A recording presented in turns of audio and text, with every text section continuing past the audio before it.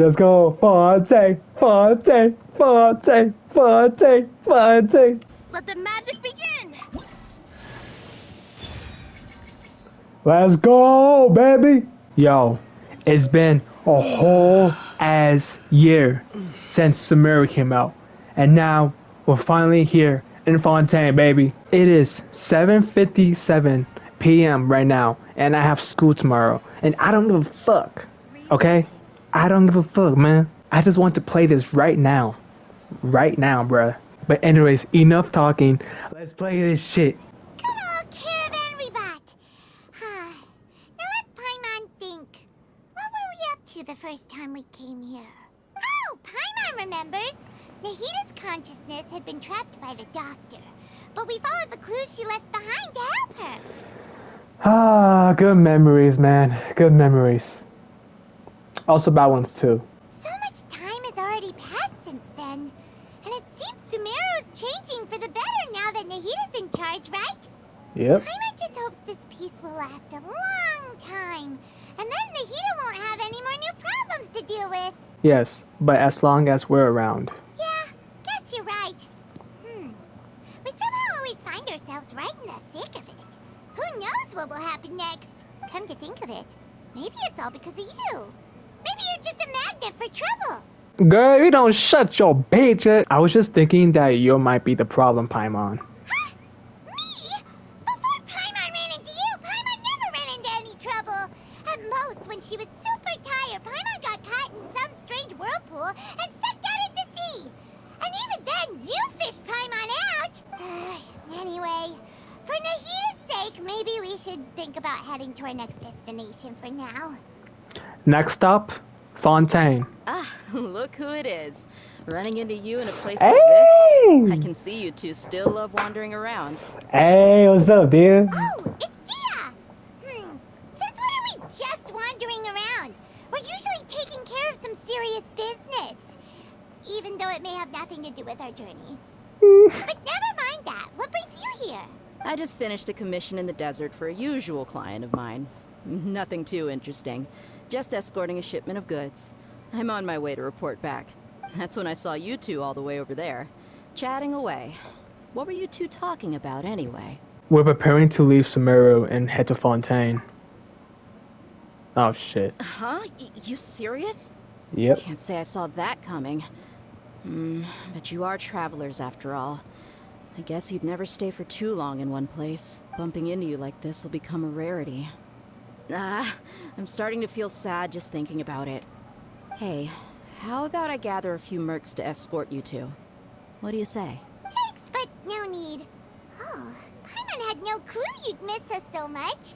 But don't worry, we'll come back to see everyone when we get a chance. Sounds good. All you need to do to get to Fontaine is cross this stretch of desert and navigate some waterways.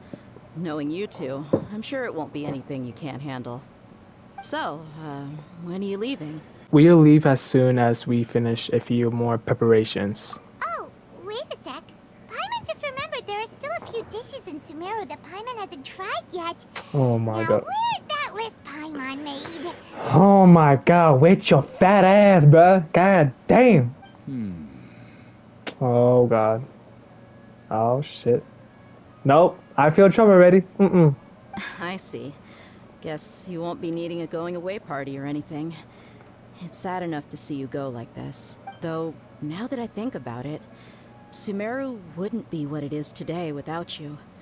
Seems true heroes always prefer leaving quietly. By the way, should we go say bye to Nahita? In her case, she will know from our dreams anyway. Oh, good point. Then there's no need to bother her in the real world. Then, I guess this is goodbye for now, Traveler and Paimon. Whether as a client or a friend, you're always welcome to come find me. Take care. Bye, Dia. Goodbye, Dia. Bye-bye, Sumeru. Man. I'ma miss this place. Not really. I mean, yeah, but you know what I mean, right? No? Okay.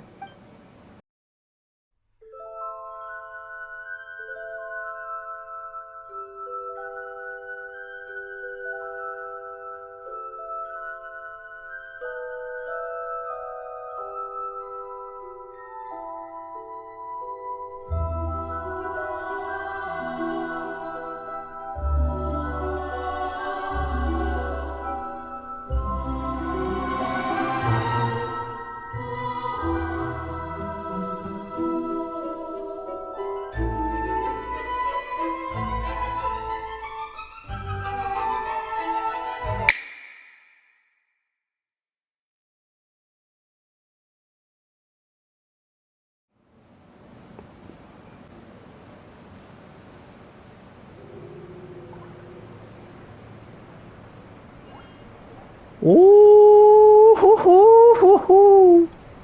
Oh, yo. Oh. Okay, so how the hell do we get over there? Do we just fly? I think we just fly. What? What? Oh. Oh. Wait, what was it I just...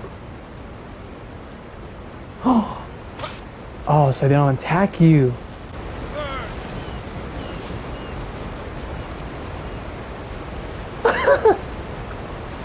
Oh my god. Oh my god, that killed... Oh no, it's right here. Oh, that's so cool.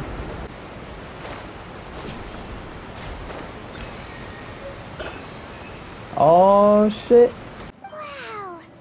Everything looks so advanced in Fontaine. Paimon's heard that the industry here is extremely developed, and there are all kinds of unusual machines. Just seeing the sights as a tourist is nice, but maybe it would be better if we found something to do. What do you think? Let's start by meeting the Hydro Archon. Who are you? Who are you? Good idea! Nahida gave us loads of useful information. Seeking out the Seven is probably still our best source for information at this point. Our journey is to find my sibling, and also to find the truth. Yeah! The more we can learn, the better. So, what do you think the Hydro Archon's like? Will we get along? Nahida said that she has a very unique personality, whatever that means. To learn about a nation's god, start with the nation's people. There seems to be some locals talking over there. Let's go see if we can join the party. If you ask me, it's a tragedy how things ended for him. Clearly, he was a pretty decent person. Yeah, I didn't expect that kind of ending for him. I thought he would at least fight on a little longer for his family. I was expecting a sudden plot twist, but it's a pity that it never happened. Still, his story is quite the tearjerker. Excuse me. Can I help you too? I couldn't help but notice you standing here listening. Hey, Lily Ned, what's good, man? Hey! Hi. We're travelers new to Fontaine, and we had something we wanted to ask, but you seem to be really busy talking about some kind of play, so we didn't want to interrupt. Play? Oh, no. We're talking about something that really happened. In fact, it's a case that was just heard a few days ago. Oh. Really? Like, a real trial? But the way you were talking about it and the words you used just now made it sound like some kind of story. Well, good tales are often based on true stories, aren't they? And what you see in reality may also be someone deliberately putting on an act while harboring ulterior motives. Whether something is true or not simply isn't that important. The main thing is whether the story being acted out on the stage is splendid enough. Oh, but it looks like you're not from around here. You probably don't know that the Fontaine Court of Justice is called the Opera Epiclese, or more commonly known as just the Opera House. So they see trials as a sort of opera? But, shouldn't court cases be treated a little more seriously than that? Not to question Fontaine's way of doing things. It's just that putting someone on trial is usually a very serious thing. No worries.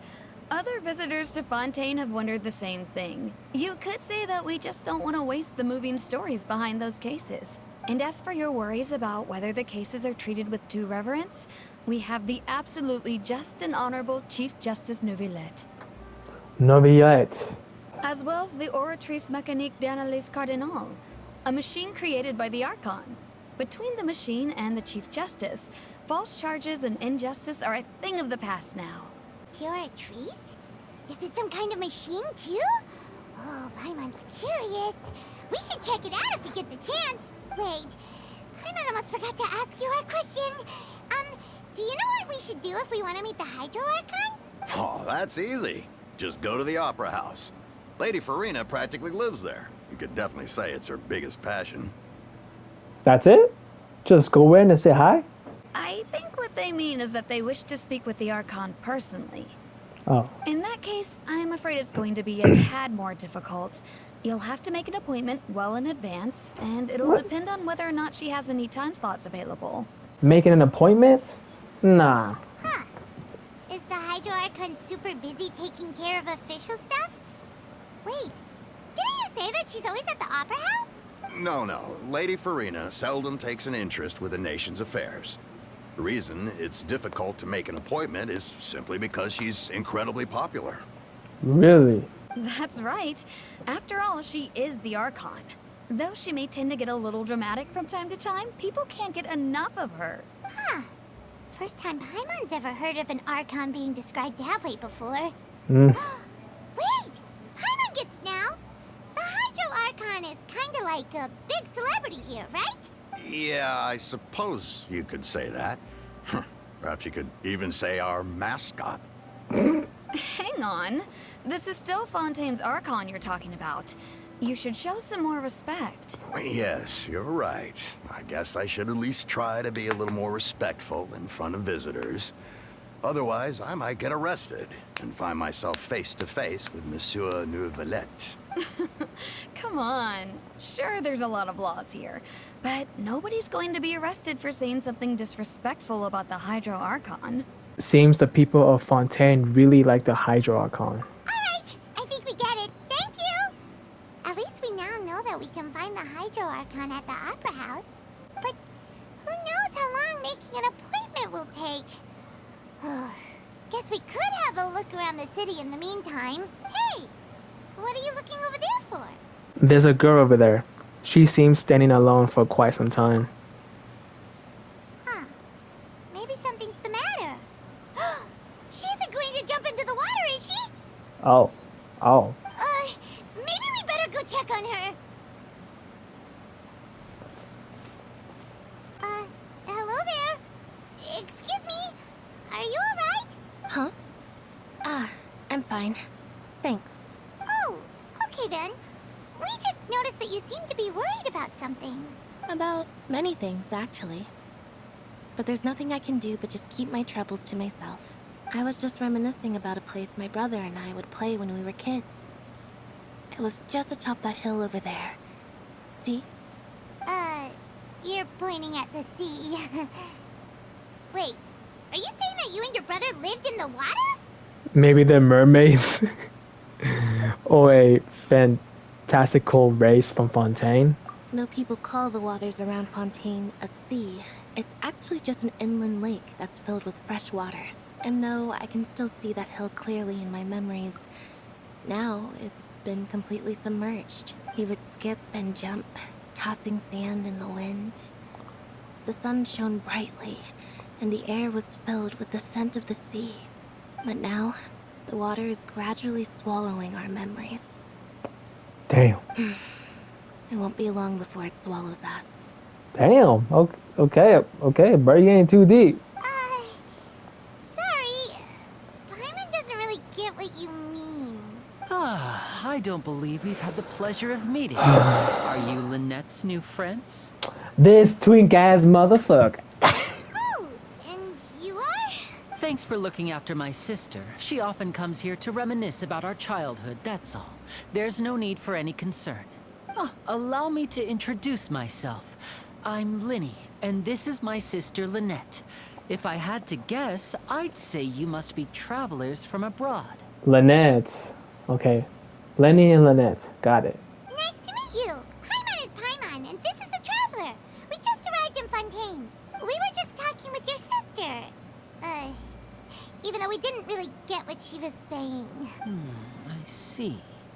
It's unusual for Lynette to be so willing to talk with anyone. In fact, she seldom speaks at all. I'm usually the only one she ever talks to. Oh, really? Then you two are just like us. Paimon's always the one talking for some reason. There's hardly anything left for me to say with you around, Paimon. Because you always steal my lines, bruh. So that's how you think it is? I also think my brother can be too talkative at times. Seems you were right, Paimon. We are quite similar. Mm-hmm. So, what did Lynette mean just now when she said that the water is engulfing your memories? And that it won't be long before it engulfs you too? Oh, that. It's from a prophecy that's been circulating in Fontaine for some time now. Well, I suppose prophecy isn't exactly the right word, because that implies a certain amount of uncertainty. There's no doubt about what's happening in Fontaine now. What's happening in Fontaine right now? Where to begin? Let's put that question on hold for a moment. We still haven't formally greeted each other yet, have we? Did all the introductions earlier not count? Hello, traveler. Hello, Lenny.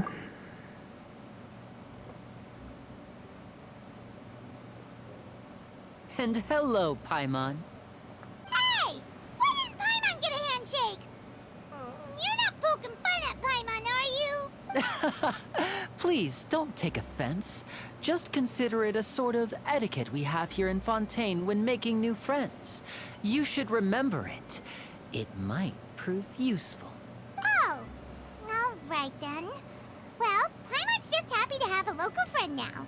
By the way, we were just getting ready to go to the Opera House to meet the Hydro Archon. Would you be able to show us the way? So you're going to see Lady Farina?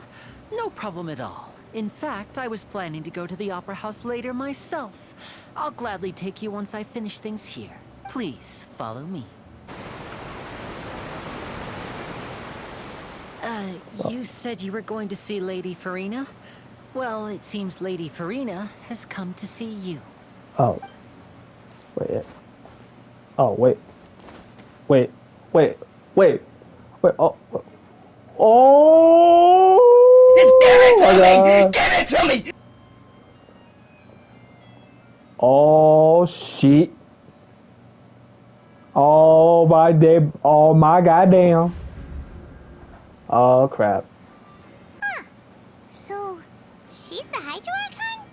But how did she know we were looking for her? My dear people, rich and poor, those with cup in hand and those with nothing at all. Raise your glasses in celebration! If you don't have one, then just raise your hand in lieu.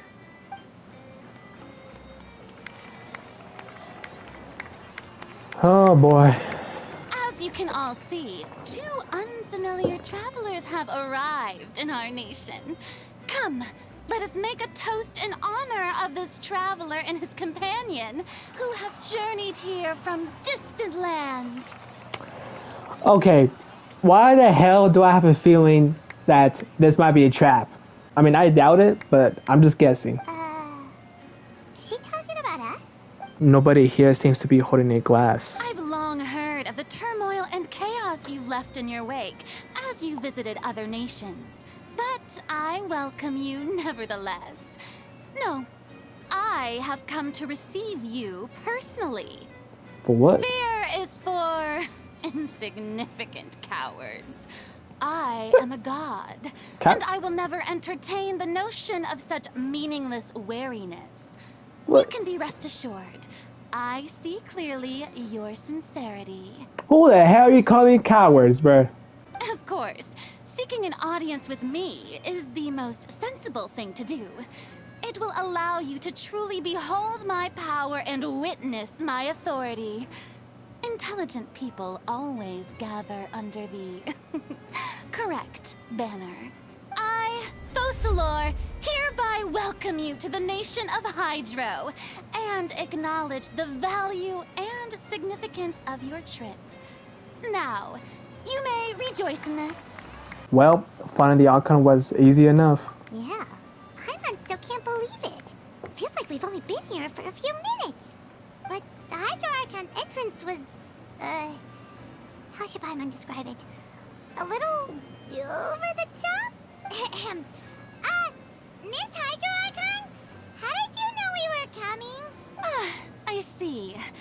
As Outlanders, you inevitably lack even some of the most basic understanding. Don't forget that even the gods can be divided into the mediocre and the excellent. I suppose it's only natural for you to be awestruck by my abilities. You had best stop and consider. Do you really have the noble qualities and etiquette necessary to communicate with a god? All it takes is a flick of my finger for me to know everything about you. Mm-hmm. Whoa, talk about sounding sounding high and mighty. Feels like she can't get over herself. Oh? What's with these looks? Perhaps the welcoming ceremony still isn't enough? What else should I say then? Is she waiting for us to start talking? Wow, I didn't expect to see Lady Farina here. What a surprise! Wait, does this mean they're the legendary blonde traveler? How did I not notice before? Oh, okay. Oh, so that's why she knows that we're here, because we're the famous blonde traveler. Got it. Hey, what's all the commotion? Oh, is that Lady Farina? Is there some kind of drama going on? Of course. That's the blonde traveler. The one all those stories are about. Lady Farina came here to personally see him. Oh, I bet this is gonna be the duel of the century. Oh yeah, bro, we're famous, bro. Yeah. Ooh, I've got to see this. I knew Lady Farina would never disappoint. Yes, but don't get too excited now. My dear believers and spectators alike tend to get quite rowdy, and despite the noise, I've come to tolerate all their ruckus. You may consider this my reward to all of you. I have determined that there will be an epic duel between myself and this traveler from another land, just as you were hoping to see. Now she wants to fight? Aren't we getting a little ahead of ourselves? Oh shit. Whoa.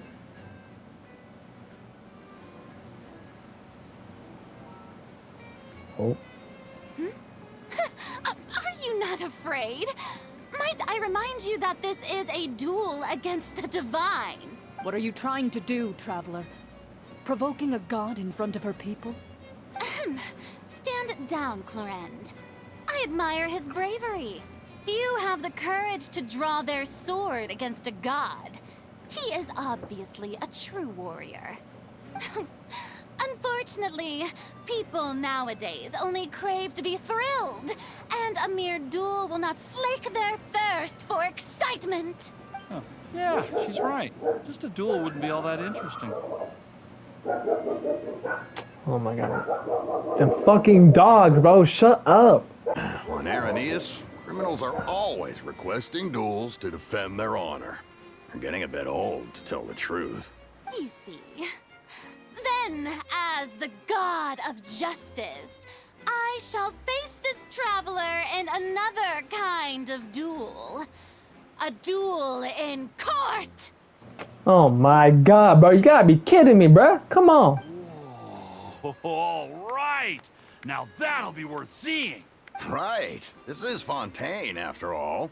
It's such a grand opera house, it would be a pity not to use it. Why do you care so much about the crowd's reactions?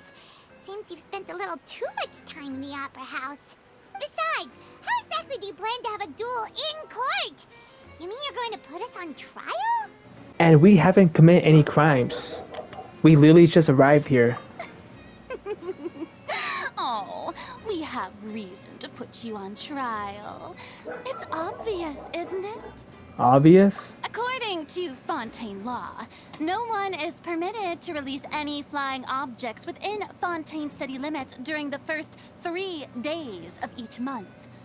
You are clearly guilty of violating this law, no? Are you serious really? right now, bro? Really? Like, are you serious right now? Bro, So that's what they've done wrong. That's our Lady Farina. No one knows the laws of Fontaine like she does. You call that obvious? What kind of law is that? Wait, flying object? You mean Paimon?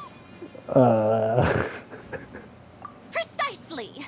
Now, if you two have no objections, then in the name of the Hydro Archon, I order your arrest. bruh. Oh my god. Paimon, this is your fault, dude. My apologies, Lady Farina. I don't mean to spoil the fun. But if you would allow me to interject, I don't think that Paimon here meets the definition of a flying object. You tell her, Linny. Finally, someone who's not crazy. How could anyone call Paimon a flying object? Ah, great magician Linny. My beloved citizen, I'll permit you to object. But how exactly do you plan to prove your claim? As a magician who just rained on your parade, I naturally should shoulder the responsibility of saving the show.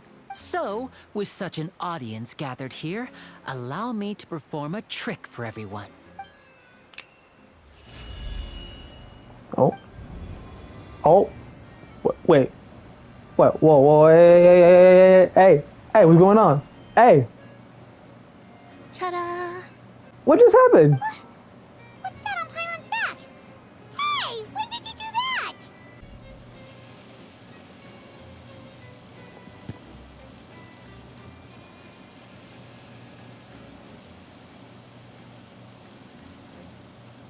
Huh. There. As you can all clearly see, Paimon should be classified as, well, something like a balloon. This rope has been in the Traveler's hand all along. It was just that no one could see it before. A balloon. Huh? You call that magic? You've got to be joking. I thought it was pretty good. Nice one. Huh. I'm not sure what to think. It seems Lady Farina's charges no longer hold water.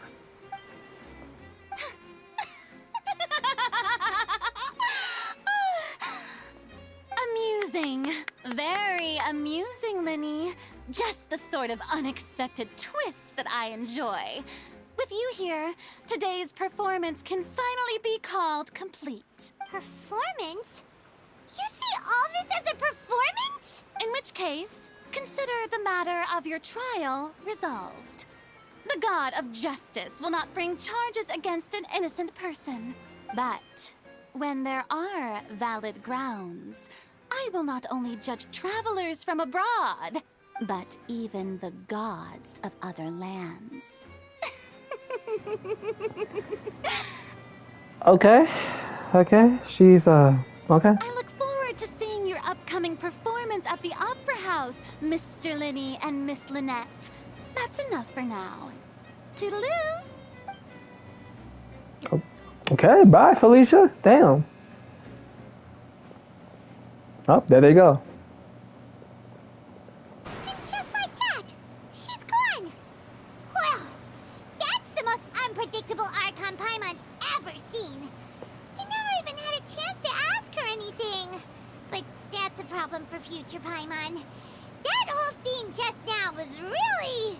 Did you know that was going to happen?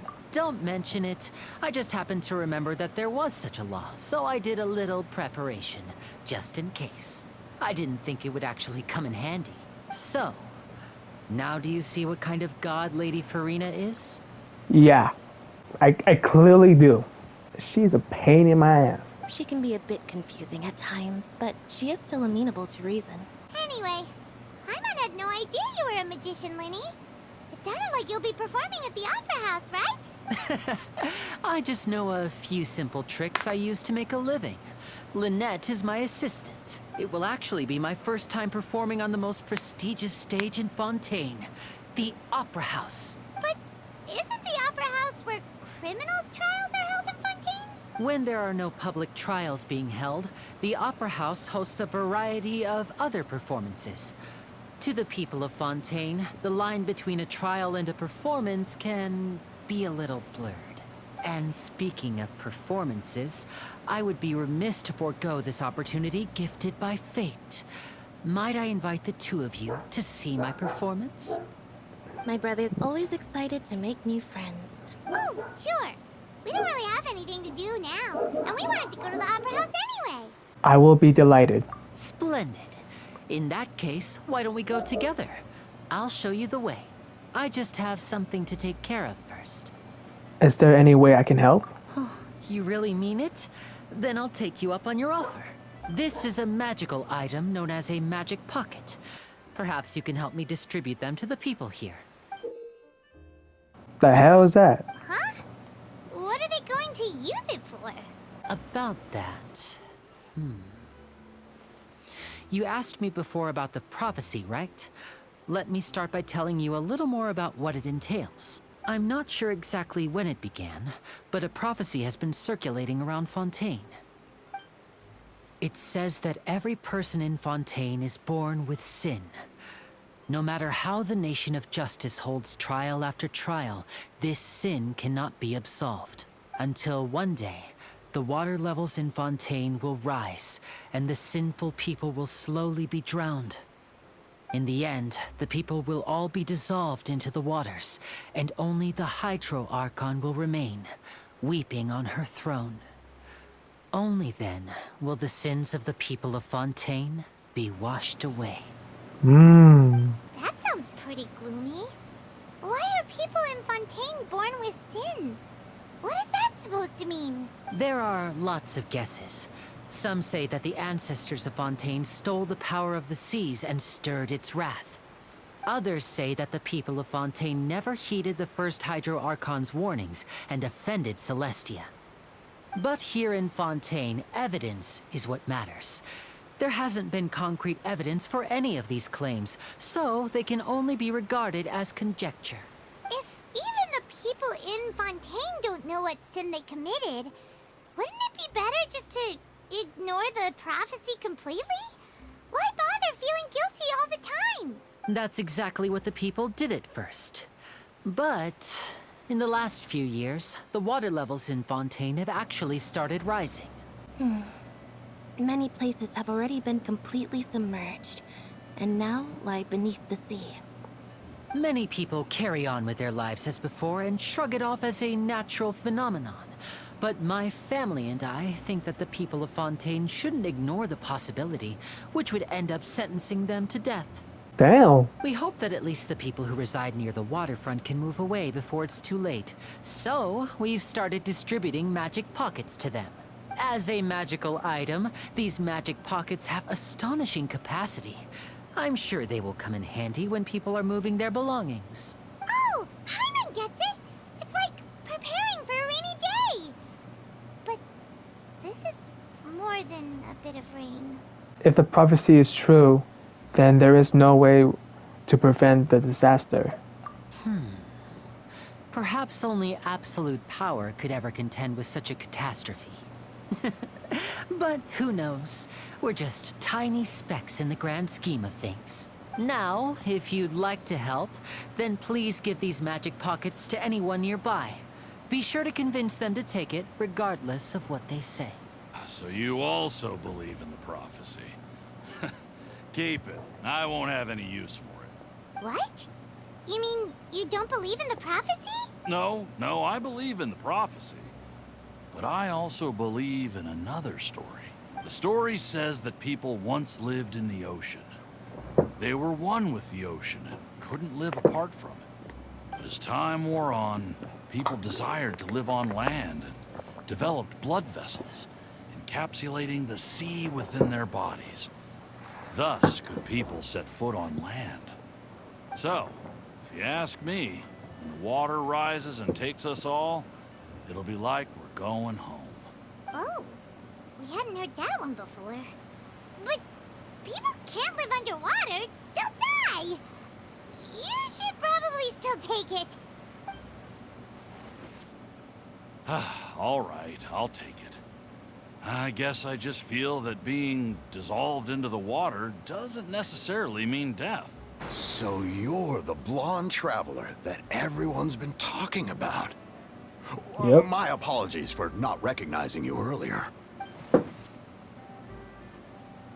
Oh, a magic pocket? Seems you really thought of everything. I guess it's better to prepare for the worst and hope for the best. Thanks. Please, also thank the magician on my behalf when you get the chance. I don't want that thing. Way I see it, if the prophecy's true, it's still gonna be a long time before the water can cover everything. Life is all about living in the moment. What use is there in worrying about the future all the time? We'll cross that bridge when we get to it. You should still take it. You never know when it'll come in handy. Oh, all right, fine. Thanks. It's just that if I start moving, that means I've already given up on the life I have now. I'd really rather not. Oh? You already handed out all of the magic pockets? That was fast. So, what did people have to say? I bet you heard some, interesting opinions. No kidding. Many are quite stubborn. Yes, but that will change once disaster strikes. I know they'll change their minds, so it's only right to help them prepare. Is there anything else you need to do before we leave? Yes, one last thing. I have the magic pockets made by a workshop in the court of Fontaine. Since we're out and about, I was thinking about bringing him some more materials. So, you want to collect materials? Just tell us what the materials look like and we'll help. Oh, that would be much appreciated. We'll need some Romaritime flowers. I remember seeing them near the waterfront on the east side of the harbor. Ooh. It seems we have to use Hydro to collect Romaritime flowers. Hydro?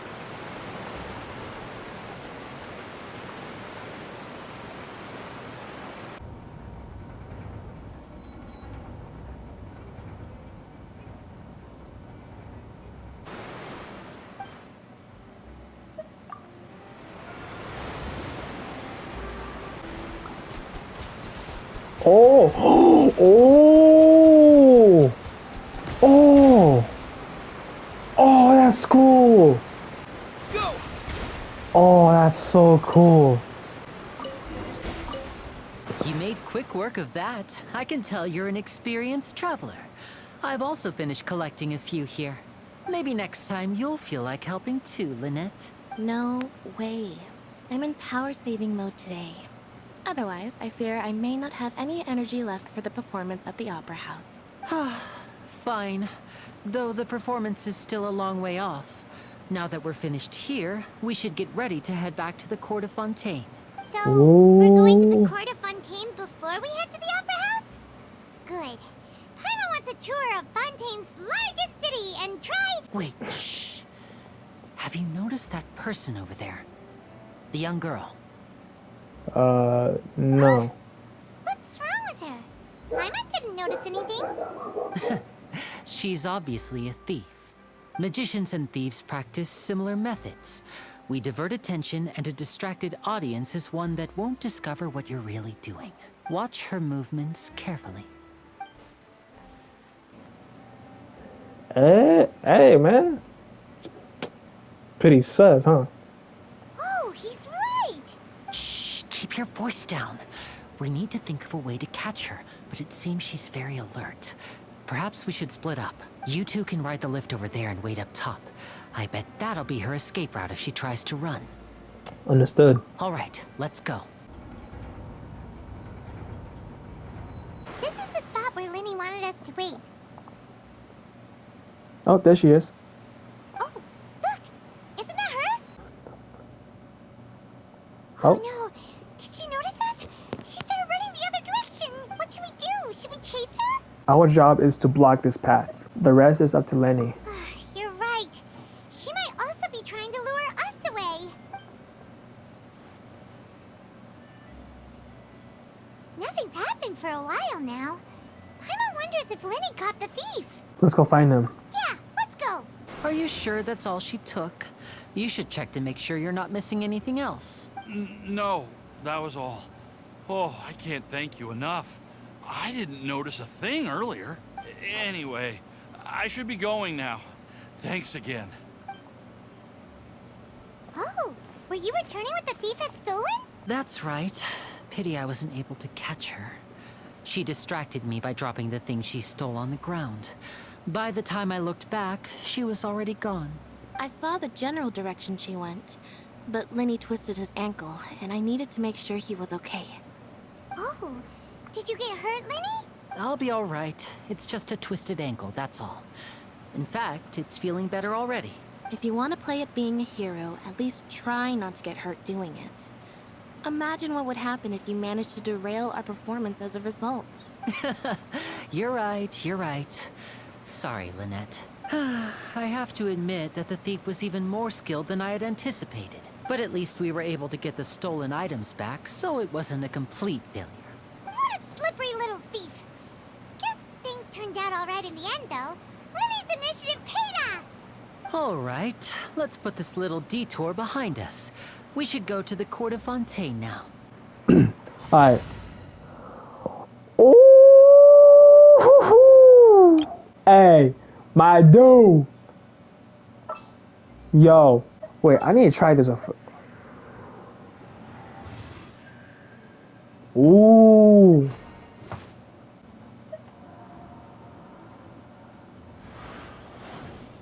Ooh.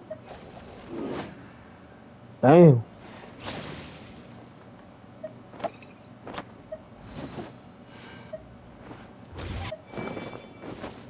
Ooh. Bruh.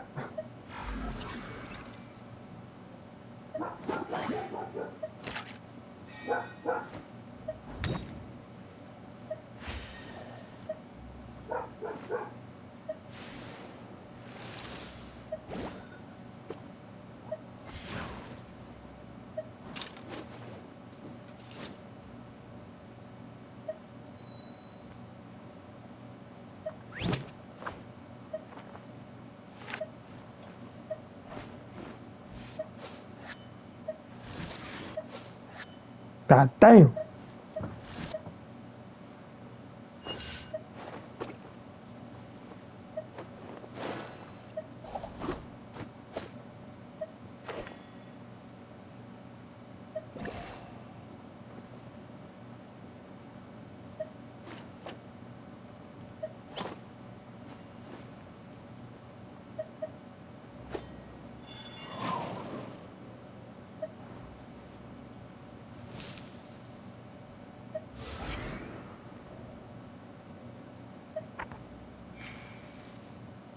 Ooh, my God, y'all good, bro. Y'all so good, homie. Wait, so can I change the background? Or is that every time I go to like a different nation? Alright, so we're back in Sumeru now. And let's try this again.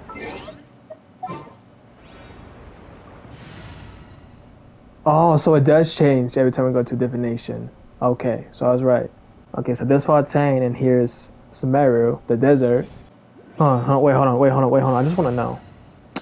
Oh, okay, so this is the forest part of Sumeru? Ooh, that's pretty. Ooh. Okay, so this is Inazuma. Ooh, okay, so this is Liyue. That's nice.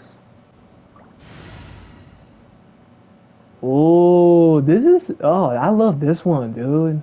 And this is Mondstadt. And it's very pretty. Oh my God, dude. Bro, the scenery here, man. So, we ride this thing to go into the city? What an ingenious way to get around! People in Fontaine really know how to use water! This is an aqua bus. It allows people to travel between several key locations around Fontaine. It's pretty convenient, but the ride can become a little dull after a while. The scenery is always the same. That's why it's better to travel with friends. So you mean it's still boring even when I'm riding with you? No, that's not what I meant. It's just that, well, you don't really talk that much. Besides, it doesn't really feel like a real trip when it's just the two of us. It's the same as being at home. Whatever. Guess that's what it's like to be an older brother. Mm-hmm. It's about time for us to leave. Let's get on board.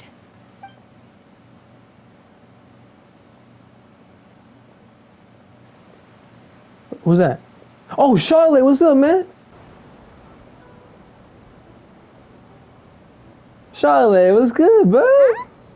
What? Traveler! Paimon! Charlotte! Charlotte, what's good, man? Oh, I never guessed I'd bump into you while riding the aqua bus. In the story of my life, this is big news. What are you doing in Fontaine? I didn't hear anything about you paying us a visit. Yeah, it's quite the coincidence. But as travelers, we're always on the move. It's not surprising that nobody knew we were coming. Though we still have no idea how the Hydro Archon knew about us. Oh, let Paimon introduce you to our new friends! Oh, no need for introductions, Paimon. I would recognize the great magician Linny and his assistant Lynette anywhere. I wouldn't be much of a reporter if I didn't know who they were. It's a pleasure to meet you. I'm Charlotte, a reporter for the Steambird. Nice to meet you. From the Steambird, huh? We've often relied on your paper to promote our performances. It's an honor to meet you. Now that everyone knows each other, Fontaine suddenly doesn't feel like such an unfamiliar place. So, what have you been up to lately, Charlotte? Any big news? Not too much. When there isn't any breaking news, I mainly cover the trials at the Opera House. You could still manage to keep readers' attention as long as you tell things from a clever enough angle, even if it's the same old topics. For example, reporting on how a scammer once deceived vulnerable girls into relationships, or how a financial criminal was once so poor that they ate a single piece of bread for 5 days. That's tough, man. What I'm really after is exclusive, sensational news pieces that could shake the country. These smaller stories are a waste of my talents. Oh, I just remembered. I've been following a case lately. Well, a series of cases, actually.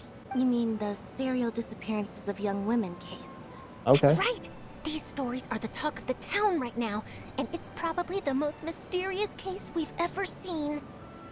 If I'm the first with a draft ready to publish when the case is finally cracked, and it's the headline story in the Steambird, oh, when that happens, I bet all the other reporters will shed tears of envy. I've already gathered all kinds of materials. I just can't wait for the truth to be revealed. So, what is the serial disappearances of young women case? You mean the culprit hasn't been found? That's right. The first missing girl case happened almost 20 years ago. Damn, bro, this was going on for 20 years now? And ever since, after a period of time, another girl disappears. What the cases have in common is that the girls are all of a similar age, and that they've all vanished without a trace. How old? How old are these girls? But the scariest part is that to this day, none of the girls have ever been found. Damn, so for 20 years, none of them has been found? Damn. Many suspects have been arrested over the years in connection with this case, but shortly after each arrest, another disappearance would always happen. Damn, so there's like a cult, something. Yes, it's possible. But either way, I believe that every case has some precise truth behind it, waiting to be exposed. Yes, I agree. And at the very least, the family of those missing girls deserves some sort of explanation. I just imagined for a second what I would do if Lynette were to suddenly disappear. Where's her bird? I'd pay any price to get her back, and then find a way to track down the culprit. Please don't imagine that, Lenny. Hey, we're almost there, look! Oh, hoo, hoo.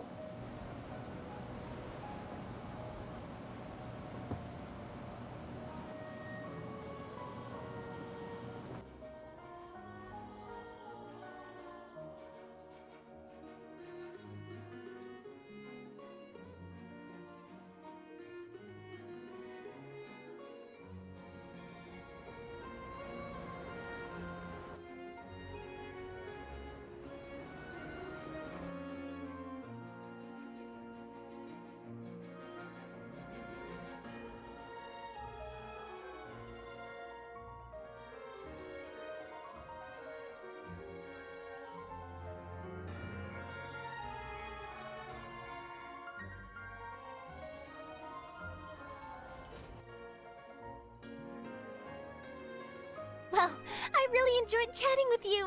Life should be full of pleasant little surprises like this. Yeah, us as well. The ride went by too quickly. Ah, I have an interview to get to. I should get going before I'm late. Okay, Hyman hopes we can chat again soon, Charlotte. Bye now. Oh, be sure to stop by and see me at the Steambird when you have time. Got it. What a tough job. Always running around and interviewing everyone. Well, where should we go now? If you don't mind, how about we stop by my home first? Besides, I still have all the materials we collected. Sure, we wouldn't mind at all. This city is so huge, Paimon wouldn't know where to start anyway.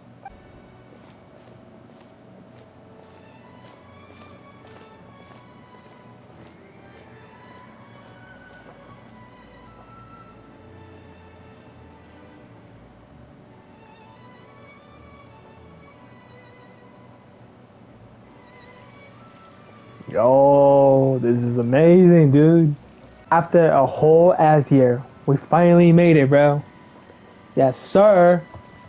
Ooh. Oh, this is nice. Ooh. Catherine, it was good, man. Ad Nostra Abyssosque. Welcome to the Adventurers Guild. Why, welcome. This is our current abode. Ah, Fremine, you're home. Where did everyone else go? I have some new friends that I would like to introduce. Hey, what's up, Feminine? Oh, they all just went out a moment ago.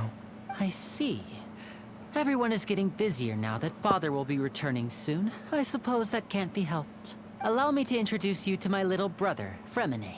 He is a phenomenal diver. Hello. Nice to meet you. Paimon is Paimon, Hi. and this is the Traveler. Oh, you sound very proud to have a diver as a brother, Linny. Lenny sure seems to have a big family. Linny, could you come here for a moment? What is it, Fremine? Do you have something to tell me? It's alright, go ahead.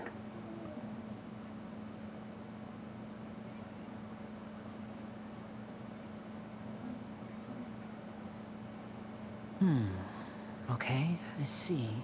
Is everything all right? Oh, it's nothing. We were just discussing a little housework. Sorry for the interruption. Oh, before I forget, the Traveler and I collected more materials to make magic pockets. Were you able to get any, Fremine? Yes, I went diving and gathered lots of materials. I was about to give them to you. That's our Fremine, always quick with the underwater work. All right, I'll take these to the workshop. Oh, it's raining.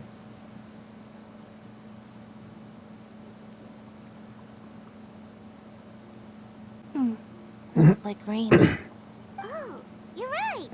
But wasn't it clear and sunny just a moment ago? Fontaine's weather sure is weird.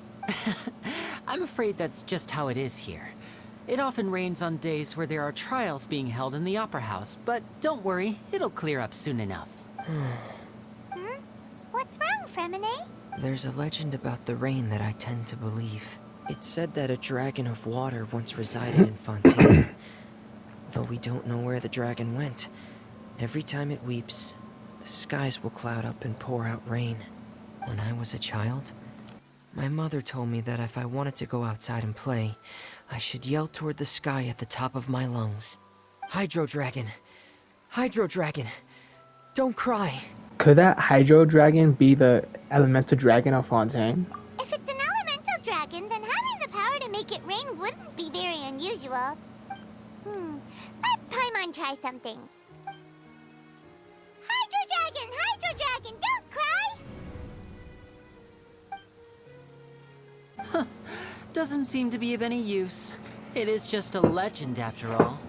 You know, you might be a more popular magician if you understood the concept of romanticism. Or could at least play along. Sorry. It might be because we've never met the Hydro Dragon. Perhaps it can't be comforted by the words of strangers.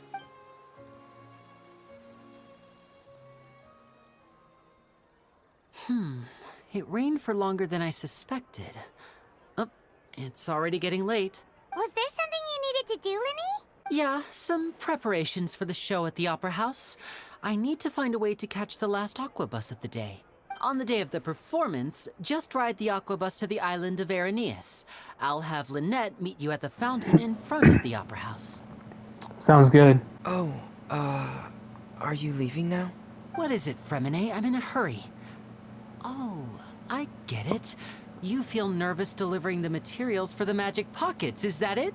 Perhaps we could trouble the Traveler to help us take these materials to the Beaumont workshop and deliver them to the owner there? I'm afraid that Fremine can be quite introverted, and the boss there tends to be pretty talkative. Fremine has always been a little afraid of her. Huh. Just like me, huh? No trouble at all. Don't worry, we're on the case. Sorry for the inconvenience. I'm quite useless when it comes to such tasks. I'll think of a way to make it up to you. Oh, no need. This will be a walk in the park for us. Oh, hello there. New customers? Looking to buy, or do you need something made? Or perhaps you're just looking for a chat with me. Oh no, we're just here to deliver some materials. Here they are. They're for making... what were they called again? Ah, these must be for magic pockets. I could tell right away. I've already made several orders worth now.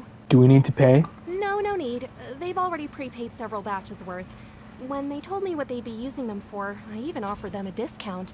But they insisted on paying the full amount, saying that I had a business to run. It seems both their hearts and their pockets are made of gold. Whoa. So, is Lenny actually loaded? Damn, so he's rich? I can't say for sure, but who knows? Maybe there's good money to be made being a magician in Fontaine. Hey! Is this machine what you use to make stuff here? It looks really advanced. Why use your hands when a machine can do the work? It would be a waste not to use the latest technology, and wasting is a kind of crime. But where does a big machine like that get its power from? Well, it's a little complicated. I'm not sure I can put it in layman's terms for you, but basically, everything we usually use here in the city is powered by indemnitium. It's a type of energy that's produced from trials. Huh? How can trials produce energy? Well, I'm not completely sure of all the details myself, but basically, when a trial is in session, the Oratrice Mécanique d'Analyse Cardinale harvests people's belief in justice and converts it into energy to be used all around Fontaine. Wait, what? Wait, what did you say? Did you say the Oratrice Mécanique, the Elenis, Godadale, Artemis, what? So that's what its other function is? Paimon heard that the Oratrice was created by the Archon to make judgments. But Paimon still doesn't get it. How could something unreliable like people's beliefs be turned into a stable power source for these machines? Well, Benti and Nahida both said the gods rely on belief to obtain power. Oh, yeah! So that means the Hydro Archon relies on the machine to take the energy created by belief and turn it into power for all of Fontaine, right? Even though I've never heard anyone really put it that way before, it sounds like it makes sense. Besides indemnitium, we have another type of energy called pneumosia. It isn't produced by the power of the Archon, but it is unstable by nature. Even now, it still cannot be widely used by civilians. I thought I'd find you hard at work, but here you are chatting the day away. Since you're already talking, I'm sure you wouldn't mind a few words with me. You again? Didn't I already promise you that I'd have the more I owe to Confrérie of Cabriere by next month? Why are you hounding me now? Yeah, but how do we know that you won't go running off by the end of this month? I want 50% today. Wait, no, 70%. Huh? You... Seems business isn't so great for the workshop. We've already finished our job and delivered the materials. Maybe now's a good time to leave? Hey, hold on. Before you go around trying to collect payments, why don't you settle your own debts first? Oh my, this motherfucker, bro. Man, what is you doing here? If Confrérie of Cabriere wants to poach clients from Northland Bank, that's fine. But I'm afraid you still owe the bank a hefty sum of mora. So why don't we work things out between us first, before you get back to your little conversation here? You're from Northland Bank. But we said we'll pay everything we owe next month. Why are you hounding me now? Traveler, Paimon! I didn't think I'd run into you here in Fontaine. What are the chances? We're surprised to see you too. What are you doing here in Fontaine? You didn't want to stay in Snezhnaya? Long story short, I've already been in Fontaine for some time now. And honestly, things have been pretty boring. But it seems that fate brought our paths together today. Not only will I have some good friends here now, but ones who always seem to find trouble. Either way you look at it, it seems things are going to get a lot more interesting now. Pretty sure we'd want to avoid anything that you'd find interesting. Besides, our trip here has gone pretty well so far. Right, Traveler? Hey, you, Northland Bank boy. Aren't you forgetting something? Don't interrupt. It's not often I run into the Traveler like this. Why don't you wait for me over there for a while? You kidding? Aren't you the one looking for us? You really expect us to sit and twiddle our thumbs while you catch up with your friends? Listen to me, boy. If you want your mora, fine. Why don't you come and take it? Hey, I just said not to interrupt. Oh, by the way, Traveler, the last time I took Tonya and Tusser ice fishing, Tusser said, Hey! That's way over the line! All right, boys, let's see who has to pay up now! Can you at least let me finish one sentence? Fine. Though the bank told me not to get rough with our clients, you're the ones who started it. This is an act of self-defense. You two will have to be my witnesses, okay? Okay, sure. I'm unsure this won't take long. What's your deal, Brad? How are you so strong if you're just a staffer from Snezhnaya's Northland Bank? Wait, don't tell me you're... Oh, now you notice. It's a little late, don't you think? Just make sure you understand that you don't mess with Northland Bank.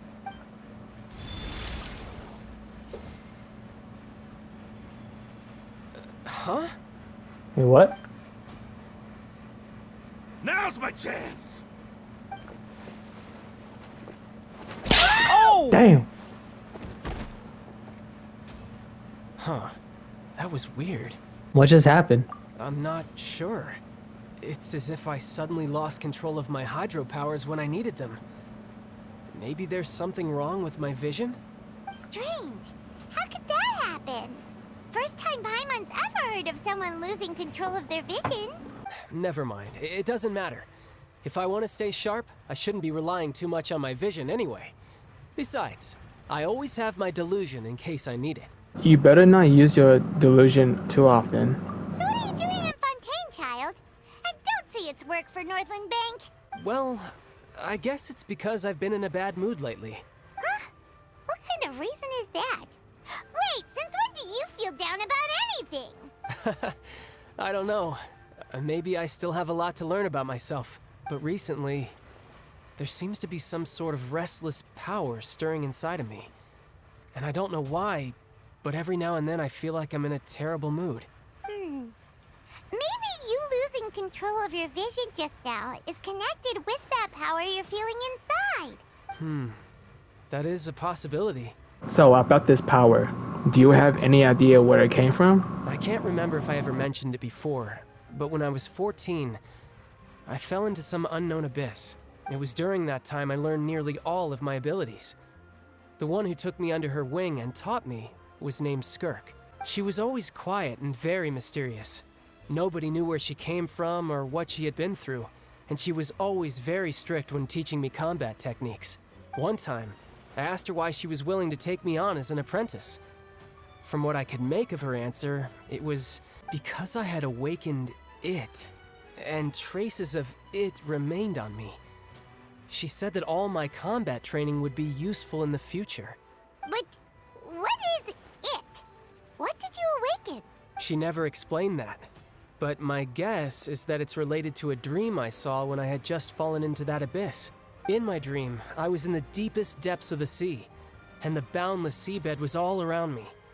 But in front of me appeared a whale that was so massive, I felt like I couldn't breathe. A whale? Oh, that sounds familiar! When we fought against you before, you summoned a huge whale that seemed to leap at us. Is that the one? That's just an abstract form of a whale that I create using my elemental powers. It takes that shape because the scene I dreamt of the whale has always been stuck in my mind.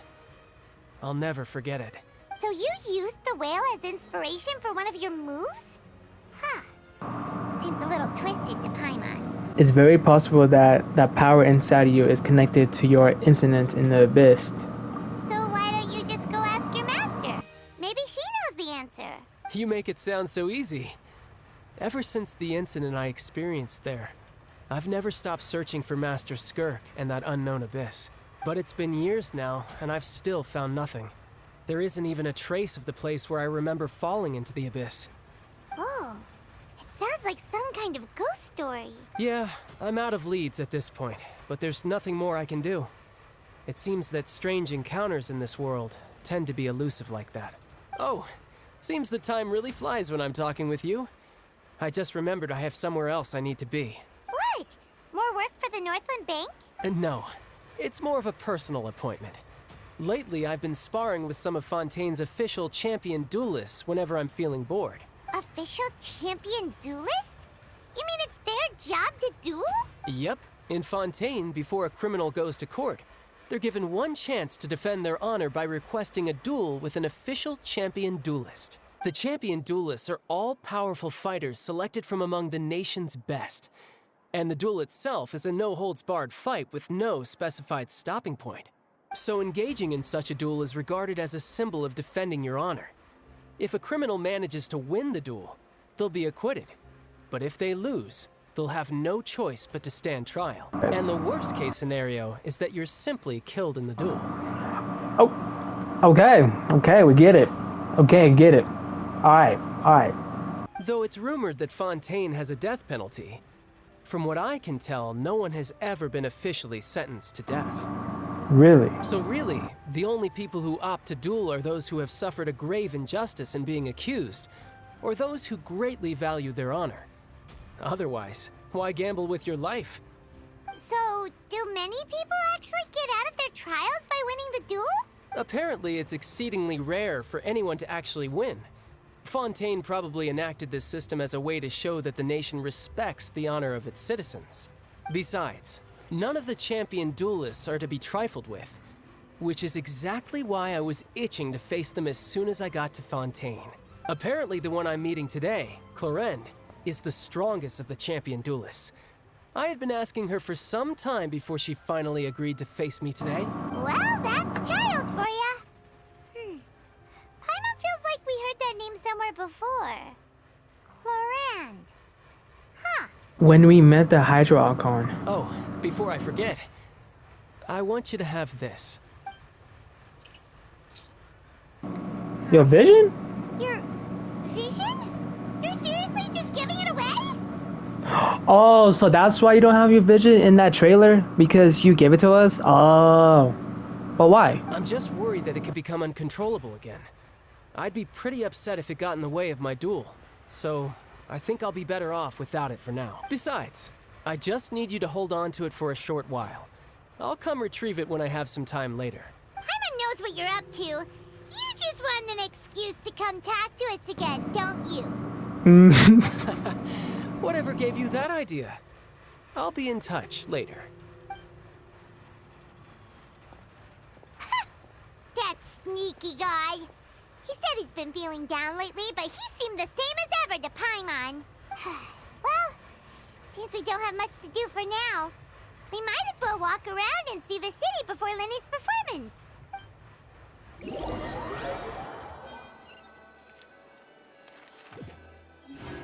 Wow! Who could have seen that coming?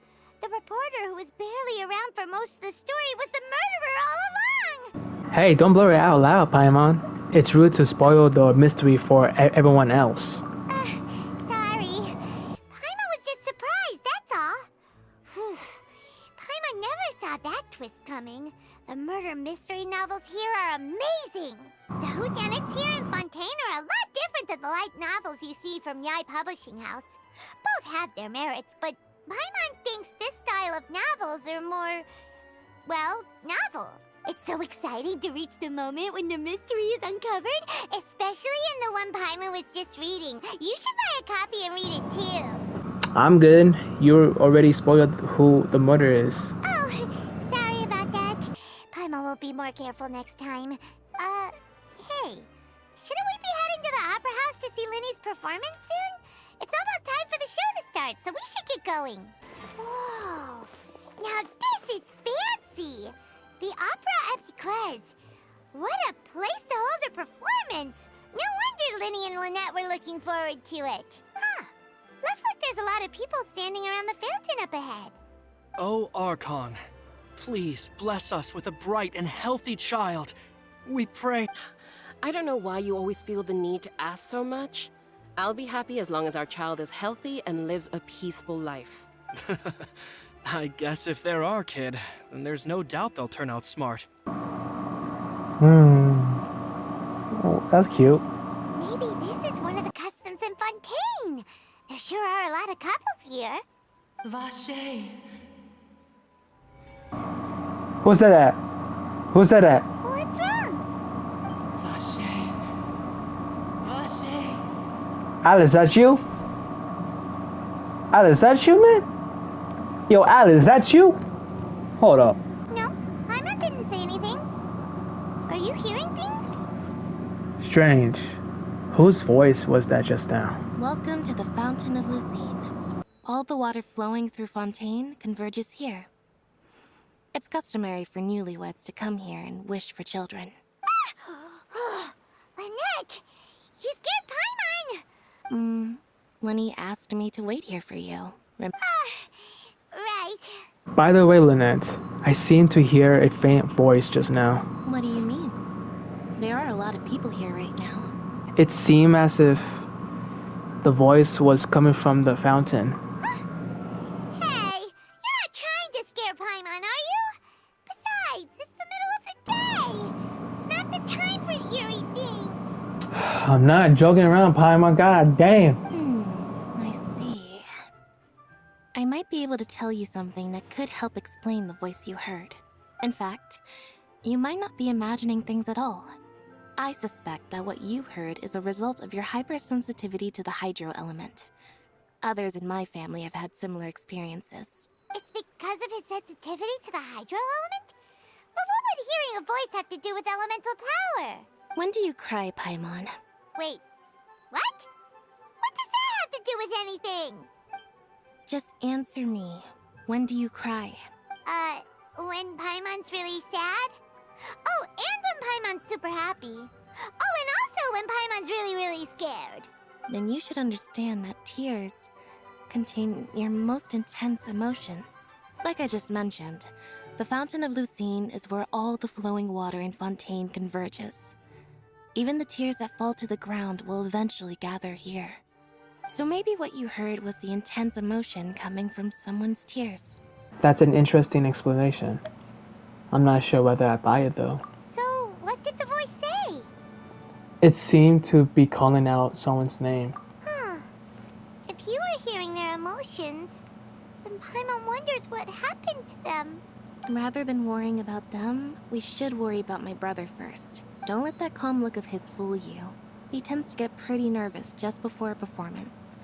So chatting with Lenny might help him relax a little before he goes on stage. Oh, right.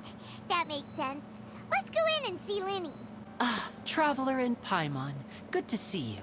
I knew you two would come. Are you kidding? We wouldn't miss it for the world. We've been looking forward to it. I can tell, judging by how early you've arrived. But you're actually right on time. The audience still hasn't started entering the venue yet, which means now is the perfect chance for us to take you to the best seats in the house. Wait just a moment. I'll fetch the tickets. Okay. The Opera House has assigned seating, so you always have to make reservations. I've already reserved your seats, and here are your tickets. Ooh, front row seats. Thanks, Lenny. Ooh. Don't mention it. There's no need to keep thanking me. Hey, Lenny! Could you come over here and take a look at this? Oh, I'll be right there. Seems there's an issue with the stage props over there. That's Cal, my assistant, calling me. I'll go lend him a hand. Sure. Yeah, we'll just go to our seats. You go ahead, Lenny. Oh, these should be our seats. Come on, let's sit down.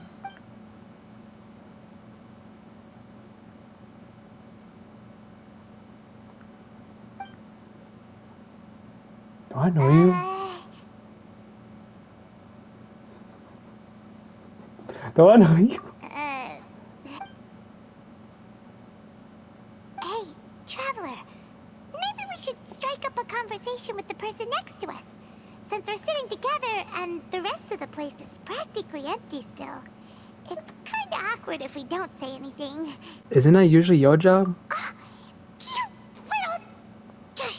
Of course you put this on Paimon. Excuse me, I did not realize you felt awkward. I am terribly sorry. I would be perfectly happy to chat with you if that is what you would like. Oh, so you heard all of that, did ya? Boy, you sure have good ears. Paimon thought she was keeping her voice down. Wait, that's not it. Paimon's sorry. Paimon's the one who was being rude, talking under her breath like that. So let's talk, but, what should we talk about?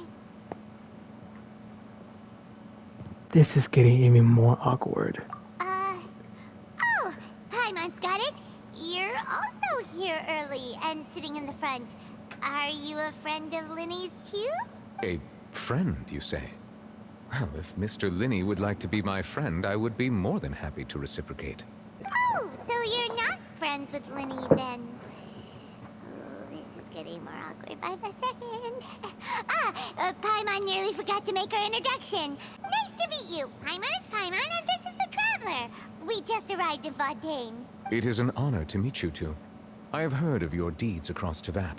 Oh, so you know us. And as required by proper etiquette, I will also introduce myself. Oh, Monsieur Nervillet. What an honor it is to have you here to see my show. Ah, Mr. Linney. I should say it is in fact an honor for me to see your performance in person. Wait, Nervillet? Could he be...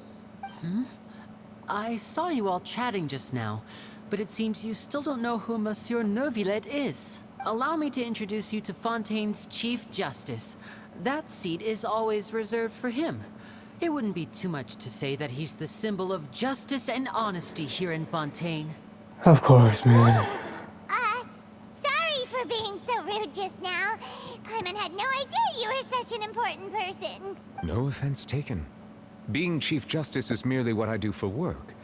Nearly every person has their usual reserved seat, so I'm not so special, really. And by the way, I should probably let you know, even though I would prefer not to, there's someone sitting up there in the VIP seats that has been striking a pose for quite a while now. This motherfucker, bro.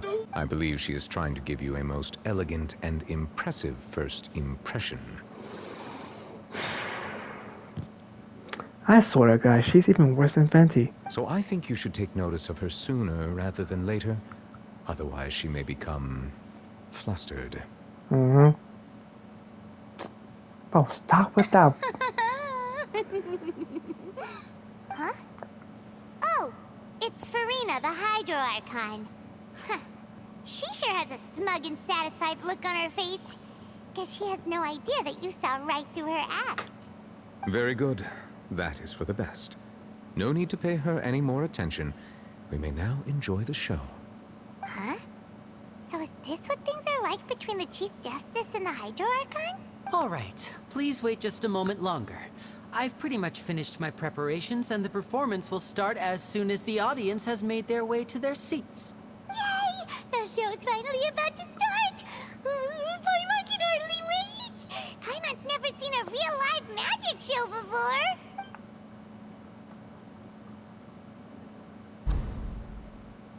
Oh.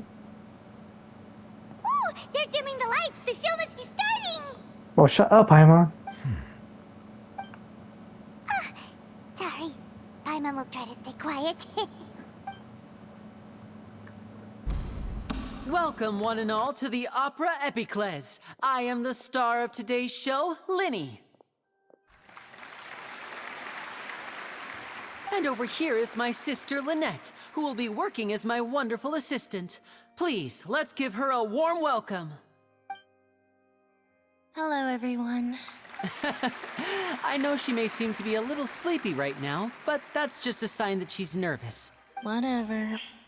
Now, some of you may be thinking, two vision holders who can freely manipulate elemental powers performing magic is not true magic at all. So, I would like to take a moment to assure you that elemental powers will have nothing to do with what you will witness on the stage today.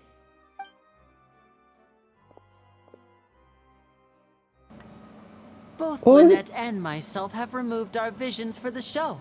That way, even the gods won't be able to help us. Oh, good point. That's what makes the show real magic. Now, without further ado, let the show begin. Lynette will now exit the stage to make some preparations. Oh shit, I'm nervous. I know you might miss her, but don't worry. She'll be coming right back on stage momentarily. Perhaps in an unexpected way. I'm sure she'll be stealing the spotlight soon enough. Oh, and before I forget, there's one more thing I should say. You never know what can happen in the blink of an eye. A magician's greatest skill is making things disappear or appear. The possibilities are endless.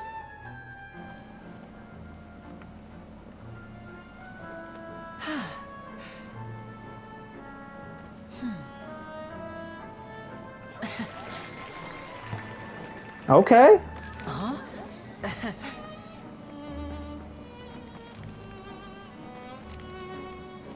Okay. Okay.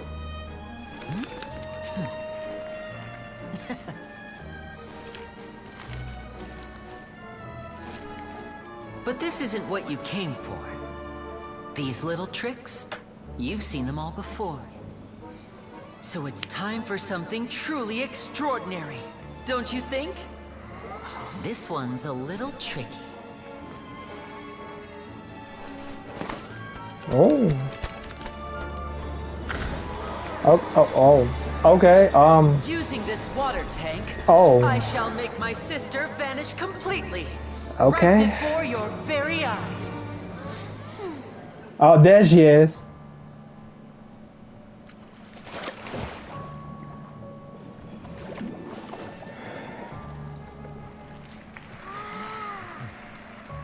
It's actually quite simple.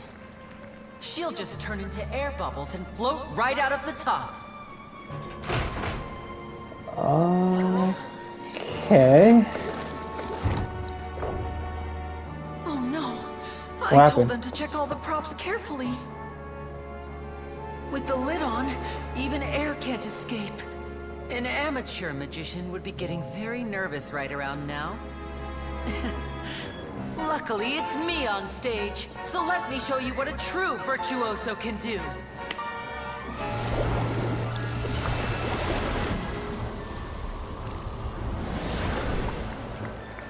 Oh. Oh, wow. Oh. Lynette, are you still there? Don't go too far. We don't want to use up all our magic. Oh. Hi. What? I'm back. Uh-huh. Whoa. That's that's impressive. Okay. Okay. I take that. Okay. Okay.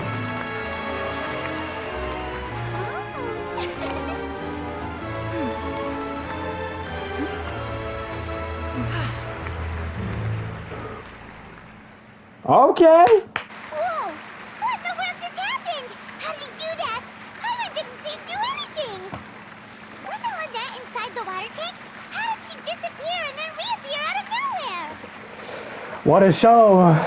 No wonder why he's a famous musician. If we could see I mean, easily through his like- tricks, then that would mean that his skills are still lacking. To appreciate magic, you should focus on the show happening on stage, rather than getting caught up in trying to see that which has been intentionally hidden. Guess you're right.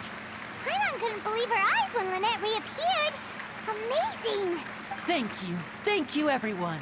I'm glad you enjoyed that performance. But our magical journey has only just begun. I've prepared even more astonishing surprises for everyone here. The magic of transformation and disappearance can go far beyond what you've just seen. I'm sure many of you are thinking that escaping the water tank was impressive enough. But Lynette is still my assistant after all. In which case, I have ample time to make all necessary preparations. So, for my next trick, I will require the participation of one lucky audience member. Don't pick me. Don't pick me. Please, if my assistants could bring out the magical boxes now. There are 2 boxes and only 2 boxes. One is here, and one is there in the aisle among the audience. I'm sure many of our clever audience members have already guessed our next magic trick. A swap! Our lucky audience member and I will each enter a magic box. After 1 minute, we will each emerge from the opposite box. Now please, everyone pay very close attention to the box you see here. Don't give me any chance to make a move. Wow! How's he gonna do this? Hey, do you think this is all magic tricks, or does Lenny have actual superpowers? Let's watch and see. The lucky audience member will be generated by this random number selector. It selects numbers entirely at random. Even I don't know who will be chosen to participate. Now then, let's begin. Let me see. Oh, row 7, seat 3. Congratulations! You now have the chance to experience magic firsthand for an entire minute. At first, I thought it was me for a second. Please, come forward. My assistant will take you beside the magic box. I'm sorry, it might be a little cramped inside, but no need to feel nervous. We've carefully arranged everything for you to be as comfortable as possible. You don't need to do anything, but no matter what strange things may happen, don't come out of the box. If the magic is interrupted, who knows where you might end up? You might even find yourself in the Fortress of Meripede. Oh, okay. All right. Before I enter the magic box, there is one more thing I need to ask the audience to do. Could you all give me a countdown? Like this. 60, 59, 58.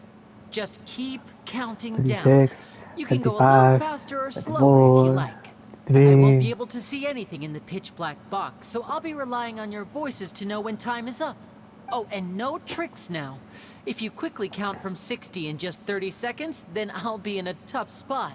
Ooh, Paimon kinda wants to count faster after hearing him say that. I'm sure Lenny's prepared. No, that won't do. I can see it in your eyes. You still can't be trusted. Let's practice together. Come on, repeat after me. 60, 59, 58. 50, 59, 58. That's 57. right, perfect. Keep it going. All right, I'll see you all on the other side once you've finished counting. 54, 53, 52. 51. Nervalette. I am counting in my head. I think things are exciting enough in here as it is. Merely a consequence of my identity and personality. Do not worry about me. Just enjoy the show. Oh, all right. You look so serious that Paimon thought you might be feeling uncomfortable or something. 40, 39, 38. Mr. Linney, are you all right in there? Is everything ready? Yes, I'm fine. I'm just double-checking the direction of the magic. It would be a disaster if we get sent to the wrong places. For example, mid-air right above the audience. Even though he's saying that, Lenny doesn't seem nervous at all. I think it's all part of the show. Oh, what was that? What was that noise? Did you hear it too? Did it come from the stage? Not sure. Anyway, it doesn't seem like anyone's worried about it. 25, 24, 23. Nah, Mr. I don't like I can this. still hear you moving in there. I don't like this. I seem to have accidentally knocked over a decoration. Bruh. I'm trying to fix it, but it's pitch black in here. I can't tell left from right. Never mind the decorations. There's no time for that. The show is what's important. No, that's unacceptable. I want my show to be perfect. Don't worry, we still have 20 seconds. Hear them counting? 19, 18, 17. It seems things aren't quite going as planned. I apologize, everyone. Bruh. You're all starting to count faster, but that's all right. I know it can be tiring to do such a long countdown. 10 seconds and change is still plenty of time. Oh boy, I don't like this. Almost there now. I don't like these. Swapping two people is harder work than you might think. Even a master magician like me can't guarantee I'll get it right the first time. Who's that? Hey, What is wait. that? Is this the back one? I can't tell. They both look the same inside. Huh? No, that's not it. I'll try again. 7. Hey, slow down! Honestly. 5, 4, 3, Whoops! That doesn't count! 0.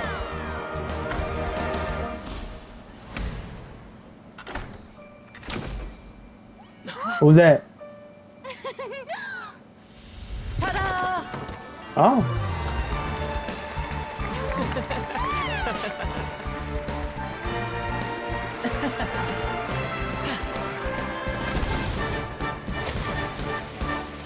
She's not there. She's not there. Is she there? Oh. Oh. Oh, is she dead? Oh, what the? What happened? Oh, what?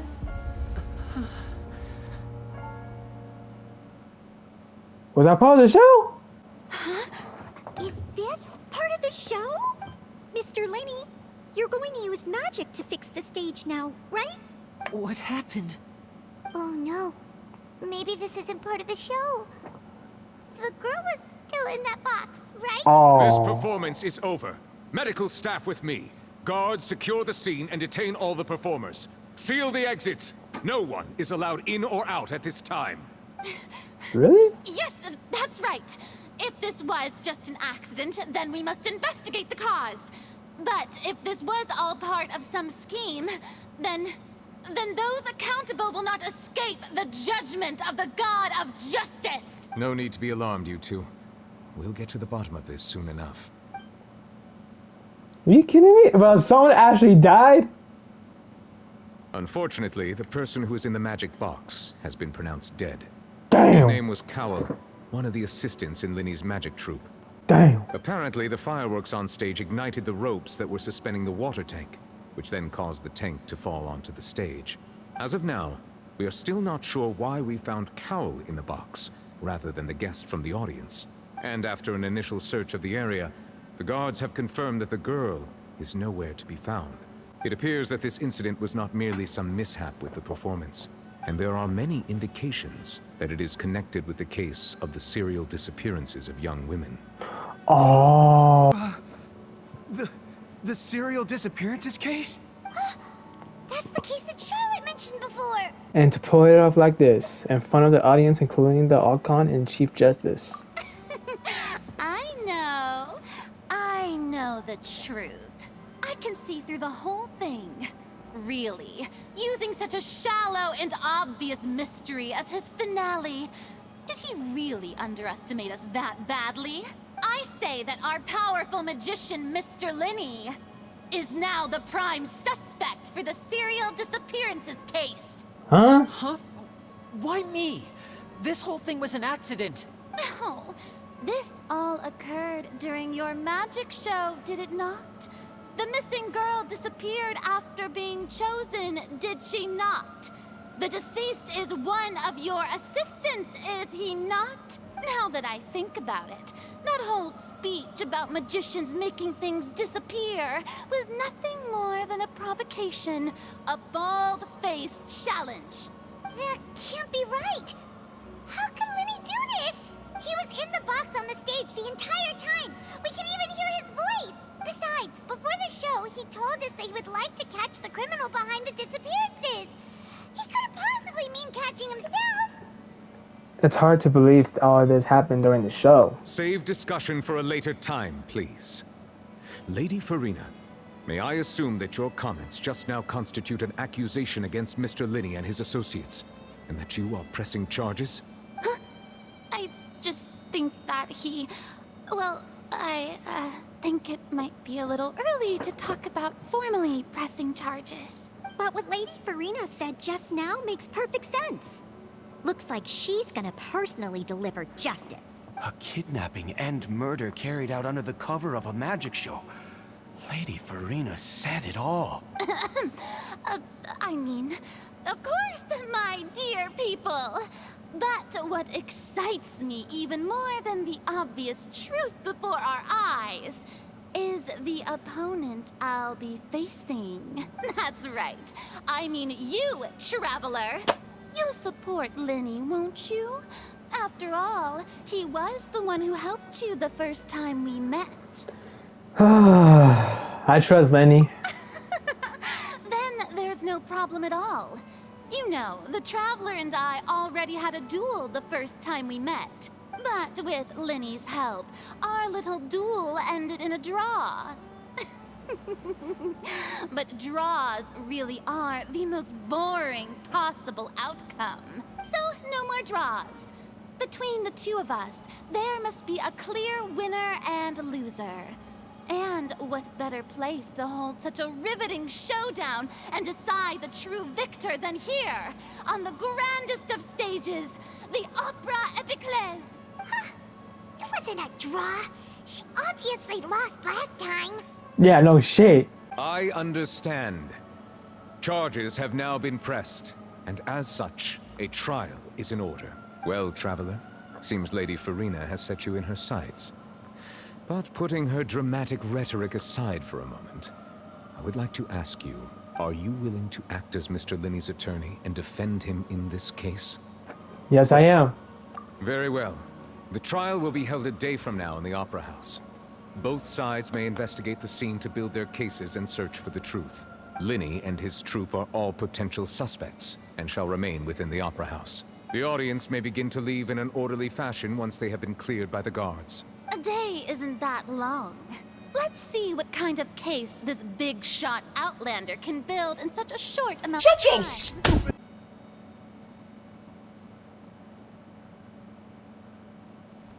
Lenny! Sorry about everything that happened just now. Were you frightened? Of course! Who wouldn't be scared after witnessing an accident like that? Yeah, I'm a little shaken up myself. How could this happen? And poor Cal.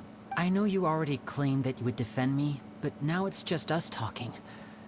Tell me, do you think I could possibly be the murderer? No. Good to hear. Thank you so much for trusting me. I'm sure everyone sees me as the biggest suspect at this point. But if you ask me, the whole thing is mysteries layered upon mysteries, such that all that's left is confusion. I don't know whether what happened there on the stage was purely an accident or not. And I don't know why poor Cal was in the box. As for how that girl chosen from the audience could suddenly disappear, I'm afraid I don't have any answers either. If someone tampered with my performance, then we need to figure out what they did. Even a skilled and knowledgeable magician like myself couldn't pull all that off in just 1 minute. Yeah, it's very strange. Which is precisely why we need to investigate.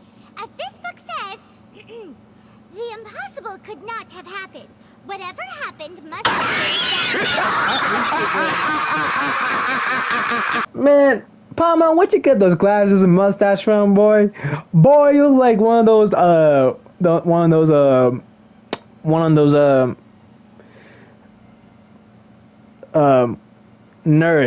Paimon bought them when we were reading at the bookshop in the city earlier. Pretty cool, huh? No, it's not. I think they look cute on you, Paimon. You have good taste, Lynette. Yeah. That's the right attitude. Feeling depressed isn't going to help me now. I need to get back to my normal self. But with the guards watching our every move, it's going to be especially difficult for Lynette and I to prove our own innocence. Good thing you agreed to be our attorneys. Thanks for that. We'll be counting on you. Yes, thank you so much. I won't let you down. Yeah, just leave it to us. Oh, since we're going to start investigating, Paimon has a question first. Where did Lynette go during the performance? Ah, well, I'm afraid that would involve some of our essential trade secrets as magicians. The secrets behind our magic are past saving, Linny. I suppose you're right. The truth behind our tricks is going to be important evidence that will be weighted during the trial. 'Tis truly a pity. As a magician, our magic show is a work of art. We've poured countless hours and spared no effort in perfecting it. But if revealing our secrets will help you uncover the truth behind what happened, then it will be well worth it. We should go somewhere else if we're going to discuss our magic tricks. We'll go speak with the guards, and in the meantime, you can go investigate the stage and the seating areas. All right, let's go have a look while the investigation teams are still here. Detective Paimon is on the case. But girl, don't take that goddamn dirty ass glasses off, boy. You don't get your ugly ass motherfucking boy. Goddamn. Hello, officer. How's the investigation going? We're Lenny and Lynette's attorneys. I see. You must be the traveler that Lady Farina mentioned. Listen, I'll be perfectly honest with you. I'd avoid getting mixed up in this whirlpool of a mess if I were you. Huh? What do you mean? Come with me and you'll see. The deceased is one of Linny's assistants, named Cal. Even though he hadn't joined the troupe long, he was hardworking and everyone generally liked him. The assistants are usually in charge of setting up and inspecting the props, as well as assisting with the show and keeping the crowd engaged. As you probably saw when you were in the audience, the water tank suddenly fell, and smashed the box with Cowl inside it. But why was Kowal inside? Wasn't the girl supposed to be in there? This is the real mystery. We've already searched the scene and were unable to find any traces of the girl. However, if you look carefully, the box was positioned directly under the water tank.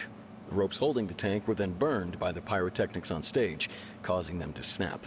All these factors lining up so perfectly makes it hard to see this as a mere accident. If anything, the more logical explanation is that the whole incident was intentionally planned, and Linny is the most likely person to have access to all these areas. But he doesn't have a motive. Are you both good friends of his? Well, you can't say we're good friends, but we've known each other for a little while. So in just a short time, he was not only able to win your trust, but even convince you to act as his attorneys. I know there's no such thing as magic. The real trick of a magician is holding the audience in the palm of their hand. I've seen a lot of cases, and I can tell you that people are the least reliable kind of evidence. But that's not true. People can also be the most reliable evidence. Sorry, I tend to be pretty straightforward. Just know that I'm warning you for your own good. Anyway, you may investigate the scene of the crime yourselves if you're curious. Who knows, maybe you'll be able to come up with some new evidence. The investigation team has some new findings. Turns out there's an issue with the random number selector after all. See, I told you. What if the machine picked some big guy's seat? You think the murderer would have still made his move then? Sorry to interrupt, but we're helping Linny and Lynette with their side of the investigation. What were you saying about the number selector? There's something wrong with it? You're trying to help them? That'll be a tall order. Linny used the machine to pick a random member of the audience during his performance, right? The lucky girl that later disappeared. Well, we thought there might be a serious problem with the machine, so we had it taken away for further inspection. Turns out that the seat number it picked wasn't random at all. The machine picks that same number every time. I'm sure you already know that you have to make a reservation in advance to get a seat, regardless of whether it's a trial or some performance. In other words, Linny knew who would be sitting where from the very beginning. That much checks out. Linny reserved our seats for us, too. Bet you see why I was saying it'd be tough to make a case for Linny. Even though it's bad for Linny's case, Paimon had better write it down. So this is the rope that broke and caused the water tank to fall. The rope looks pretty durable. How can it be burned through so quickly by fireworks? So either Lenny didn't realize this was a safety concern, or... Why are you suddenly so serious, Traveler? I'm just looking at where the rope snapped. Whoa. Look! This bit is made from different material! Most of it was burned away, but there's still a little bit of it left. It seems to be flammable. So if a rope meant to hold something was made with that kind of material in it, then that means... Wait! Paimon should write all this down. Let's take notes. Oh, this location has also been cordoned off because the Magic Troop members are currently considered prime suspects. The investigation team is still collecting evidence. The seats were all booked in advance, so we were able to deduce the missing woman's identity by checking the guest list. Could you tell us who she is? Sure. It's not like this is confidential information. We will publish it later anyway when we petition the public to help us find the missing person. Her name is Halsey. She's a painter from Fontaine who's made a bit of a name for herself. Apparently, she wasn't a regular at the Opera House, but she'd been feeling some pressure with her work lately, which made her decide to come see the magic show. The Magic Troop members all claim not to know her. We have looked into her social connections. It seems that she has no personal grievances or conflicts of interest with the suspects. Simply put, she wasn't related to the Magic Troop at all, which matches the features of the previous serial disappearances. Were the victims' previous cases also chosen at random? That's how it seems to us, in any case. Apart from the fact that they were all young women of around the same age range, there really weren't any other connections between them. Okay then. Thanks. No need to be so formal. If you do happen to see the missing girl, please be sure to contact us. It is of utmost importance that we get to the bottom of these disappearances. I see that you're investigating the area. Well, it just so happens that I'm interested too. If you find any new and interesting leads, be sure to share them with me, alright? We don't have too many thoughts yet. Then why don't I tell you my hypothesis first? The way I see it. And I'll start it with that loud thud. The thud? Oh, you mean the sound that happened during the countdown? I knew it. I knew it. There was something behind that door. Listen, y'all. I am a very curious person, alright? And every time when I see like a thud or like a noise from afar, then I would just jump and just look and see what it is, because who knows if it's someone who's trying to, like, start shit up, you know what I'm saying? It wasn't terribly loud, but I suspect that most people heard it. It's just that everyone was awaiting the results of Linny's trick with bated breath, so no one paid it much mind. But now that the incident has happened, the thud has become an important clue. That makes sense. So, what do you make of it? I'm of the opinion that it may have been the sound of Linny's accomplice. Lynette, perhaps. Jumping atop the water tank, or something like that. And when the pyrotechnics went off, she cut the rope, sending the water tank crashing down. But wasn't the noise we heard too loud for that? Perhaps the balance wasn't right, leading to a particularly rough landing. Then wouldn't the water tank have started to swing a bit in that case? Oh, that's true. I suppose I must reconsider. That does remind Paimon, though. What was with that sound? What's up? Hey, you! Yes, both of you. Over here. Oh. I've been keeping an eye on you for a while now. Oh, shit. Huh? You mean us? That's right. If I'm not mistaken, you're also among those who wish to cut down the thorns and pursue the truth. No? And by the looks of it, you're not from Fontaine. Well, you're right on the moor about that one, but who are you? Have you never heard of the Spina di Rosula? No. From mediating disputes and providing protection to solving conundrums, you name it, Spina di Rosula does it. What? And I, Navia, have the honor of being its renowned president. Okay, Novia. Whatever you say. Though those who play by our rules call me boss. Okay. I'm Silver, her attendant. Pleased to meet you. And I'm Melus. Demoiselle's various daily needs and affairs are under my purview. Huh? Boss? Demoiselle? Demoiselle. What's with the names? Well, I am the second generation president. Malus and the others are still used to my previous title. My apologies, Demoiselle. Should you prefer, boss, I will endeavor to use that instead. No, no need. You don't have to call me boss. Just Navia is fine. Okay, if you say so. Not that we're members of Spina di Rosula anyway. All merely trifling details. Never mind. Now, back to the situation at hand. So you want to investigate as well? That's right. I've always kept an eye on the serial disappearance cases. My interest stems from a matter back from my father's time. Judging from the look of things, I find Linny an unlikely mastermind. Really? We think so too! But how did you come to that conclusion? Intuition, naturally. My unparalleled intuition. Okay. Farina sure was quick to point the finger at Linny without any decisive evidence whatsoever, wasn't she? But that's not uncommon for her.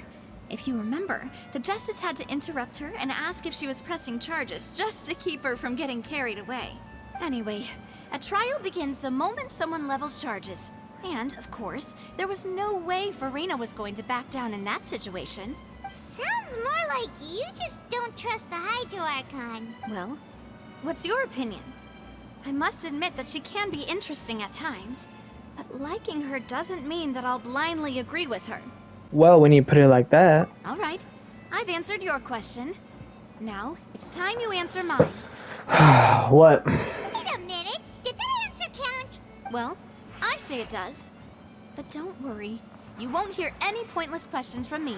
In your opinion, do you think it's right to treat a trial like it's an opera? Well? Not always. And why would that be? Something serious like a trial shouldn't be treated like entertainment. See, Silver and Malus? I told you they'd be different. Most astute of you, demoiselle. I too think that the Traveler's response was most excellent.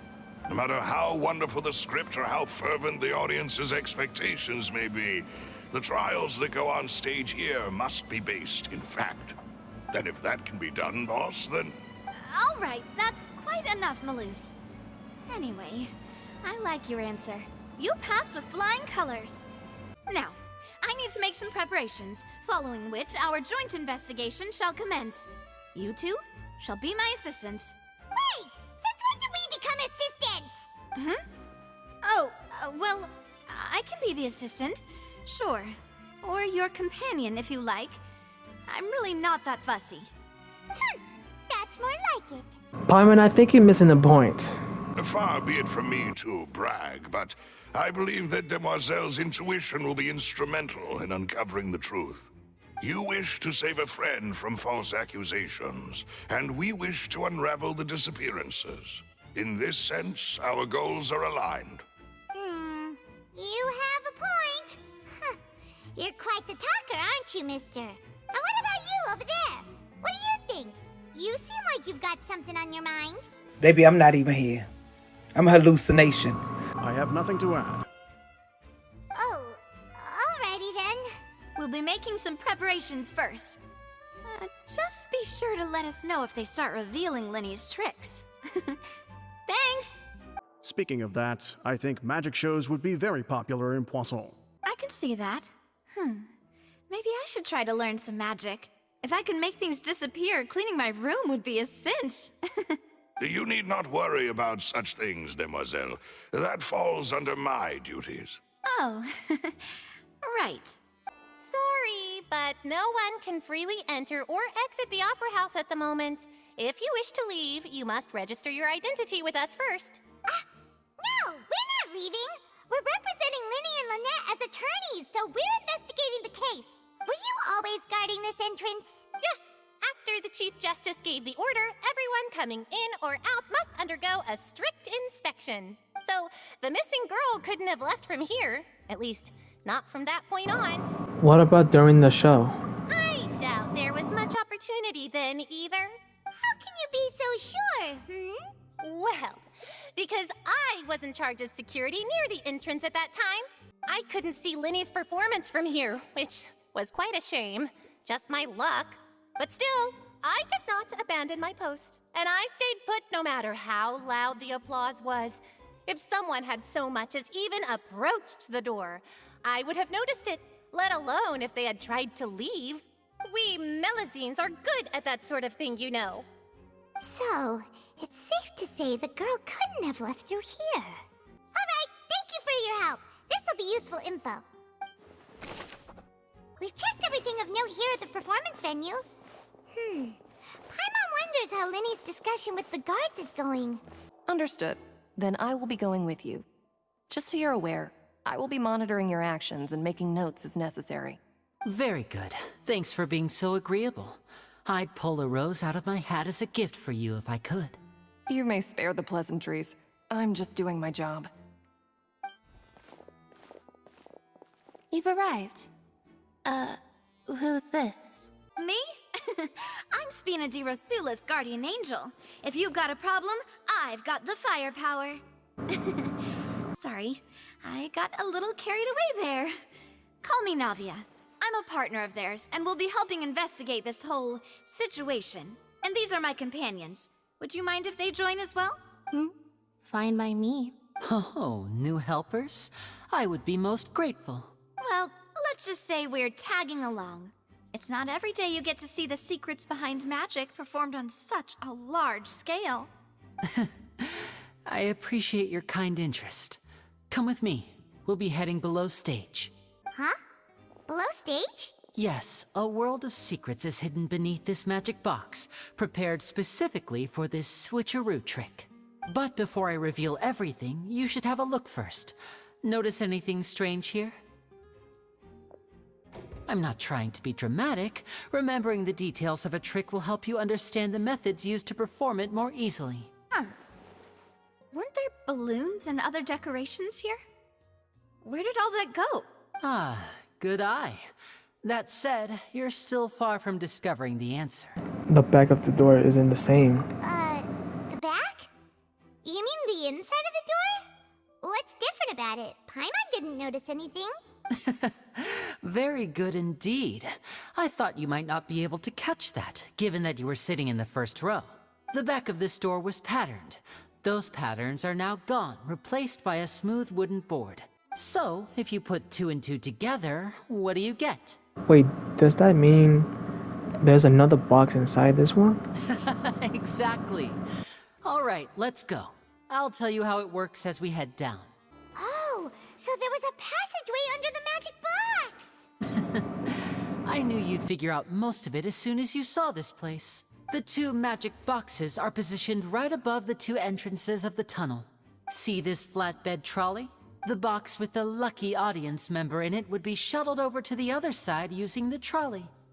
This trolley can raise and lower and even rotate, ensuring that the box will face in the right direction. I see. So that's the purpose of the box inside another box. Precisely. The inner box would descend after the audience member was put inside and be moved along the trolley, all while the outer box would remain on stage as if nothing had ever changed. So that's how you did it! Once the box was lowered, the trolley would store some energy through this device here, with which it would complete the rest of the steps. The audience member would only be able to feel some slight movements in the dark, and by the time she walked out, she would already be back on stage. Then what about your side of the trick? Right! You were talking that whole time, and you even came out for a moment near the end! Ah, yes. A phonograph operated by Lynette was used to achieve that effect. My assistant and I had already scripted our conversation beforehand. When the countdown began, I had already gone to the opposite box via a tunnel using that ladder. And what about Lynette? Where was she? I was in the mezzanine space in the back of the box. Oh, interesting! That's how we were able to coordinate Linny's lines with the assistant. And, by the way, I was the one who walked out of the box at the end. I mean, we are twins. All it takes is a change of clothes and no one can tell who's who. And that's my favorite part of this trick. Only Lynette and I can perform it. So that's how it all worked! Wow, every detail you revealed was more amazing than the last! I can't tell a lot of thought was put into this. Lynette would briefly walk out of the box and then go back in, jumping into the tunnel and escaping before the box on the trolley could finish ascending. And then I walk out of the other box in the audience area, and the trick would be complete. The operative word here being would. But as you saw, Cal was in the box, not our audience member. She, on the other hand, mysteriously vanished. We really don't know how that happened. If not for that interlude, this would have been an astonishing trick. I probably never would have figured out how you pulled it off. And yet, to think that someone was able to use this magic trick to commit a crime. Could we have a look around? I think we can come up with some more leads. This is the scene of the crime, so Linny and Lynette are not permitted to stay here. I'll escort them back up. Yes, of course. No need to be so strict now. I won't disappear into thin air, you know. Thanks, everyone. We're counting on you. Looks like a hook tied to the end of a rope. Huh? There's all kinds of odds and ends here. Lenny didn't mention this earlier. Perhaps it was a prop for a different trick. But why would it have been left here? Whatever it is, let's make a note of it first. The floor is wet. Please be careful not to slip. Speaking of which, why would there be water here? Oh, Paimon knows! It's one of those tricks where you pour water into a jug and then flip the jug over only for the water to disappear? And here's a broken vase. Huh. Did the trolley knock it down while moving? That can't be. The probably moves along tracks from start to finish. It couldn't have hit the vase at this distance. Let's note this down too and think about it later. Oh, these are the clothes that the lady chosen from the audience was wearing, right? Her clothes are here, but she's nowhere to be found. Lenny didn't mention the guest having a wardrobe change. Right. And do you really need to do that if you're kidnapping them? Bro, yo, Palma, what is on your face, dude? God damn. Ugh, this is so confusing. Paimon doesn't want to be a detective anymore. It seems someone could fit through here. Could this have been the suspect's escape route? Alone, perhaps. But if they had to pull another person with them, the space would be too narrow. But there are no other ways in or out of here. Other than those that go through the magic boxes. Oh, you're right. Let Paimon write that down.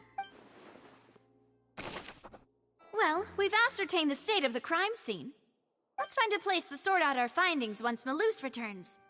It seems to me that there are several things that don't add up here. Apologies for the wait, demoiselle. So, what did the guards say? Did the criminal escape through the vent? They believe the odds of that are very low, since the vent leads to the Opera House's basement. The guards have checked the area carefully. No one left through the basement during the performance or after the incident, and no one was found hiding there. So the tunnels become like a secret chamber then. You know, like the kind you usually see in novels. Halsey's disappearance and Cowell's death are both quite inexplicable. No wonder Farina was so confident in her accusation. All the current evidence points toward Linny and Lynette. In other words, the charges are very likely to be upheld unless we make some considerable progress. Charges and then trial. So if the charges are upheld, they'll announce a sentence? That's right. This is how a trial goes in the Opera House. During the proceedings, the Chief Justice and the Oratrice will hear statements from both sides. The Oratrice will too? That's right. This is how indemnitium is produced. The statements from both sides, the defenses from attorneys, witness testimonies, and even the audience's emotions will all be projected on the Oratrice. To put it simply, it's as if the Oratrice has its own will, and is a judge in its own right. This also precludes any kind of favoritism on the part of the Chief Justice. And not that this has ever happened anyway. Fascinating. Once both sides have finished speaking, the Chief Justice will make his final decision. This, too, will be used by the Oratrice as a reference. Then, finally, the Oratrice will be consulted by officials. The result it returns is the will of justice itself. Huh? So that machine is the one that actually decides? Paimon thought Neuvillette called the shots. In practice, there is very little difference. Both have always come to the same judgment. Which is why people have great faith in the Chief Justice. Ah, yes, the guards also asked me to convey that none of us will be allowed to leave this place before the trial. Huh? Why? Because we've chosen to act as the twins' proxies. That makes us persons related to the case. They're concerned that we might be colluding with outside parties, or that we might find outside help to disrupt the case. And even if that were not so, it could prove problematic if we happen to spread key information about the case ahead of time. I'm ready to break out at any time. Whoa! There's no need for that! Paimon thinks they have a point. That said, are they providing food? Boy, if you don't get— In that case, let's just sort out our findings together here. Pity. I was hoping to take you to try some of Fontaine's famous desserts, too. I mean, what better way to properly think through our findings than over some tea and sweets? Huh. Breaking out suddenly doesn't seem like such a bad idea after all. Paimon. Just kidding. Paimon will still do her best, even if there are no snacks. What do you mean, no snacks? Of course we'll have snacks. If we cannot buy some, then we'll simply make some. Huh? Here? But how? Understood, demoiselle. Everyone, please come with me.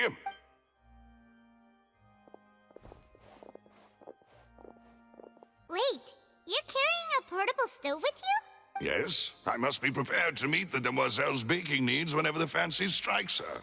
I have eggs, sugar, and almonds at the ready. work, you two. Then I'll get to it. Please sit tight for a moment. You'll get to taste my awesome snacks soon enough. These three are quite the interesting group.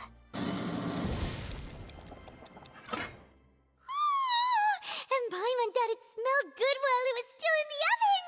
Oh, it's even better now. Paimon can't stop drooling. From the way you had these two guys carrying all that stuff around, Paimon thought you'd have them do more during the baking process. But you ended up doing the entire thing by yourself. Beating the egg whites, grinding almonds, everything. I was applauding. And I was giving encouraging smiles. That's not quite what Paimon meant, but okay. Paimon was just thinking, aren't you worried about getting your fancy dress dirty beating egg whites and baking like this? Well, I don't think it's carved in stone anywhere that fancy ladies can only read books, sip tea, ride horses, and play the piano. I just really enjoy making snacks. Don't underestimate beating egg whites, by the way. It's a real arm workout. You also need to beat them to just the right consistency, or your macarons will crack. Anyway, give these a try, fresh out of the oven. There's 3 for each of us.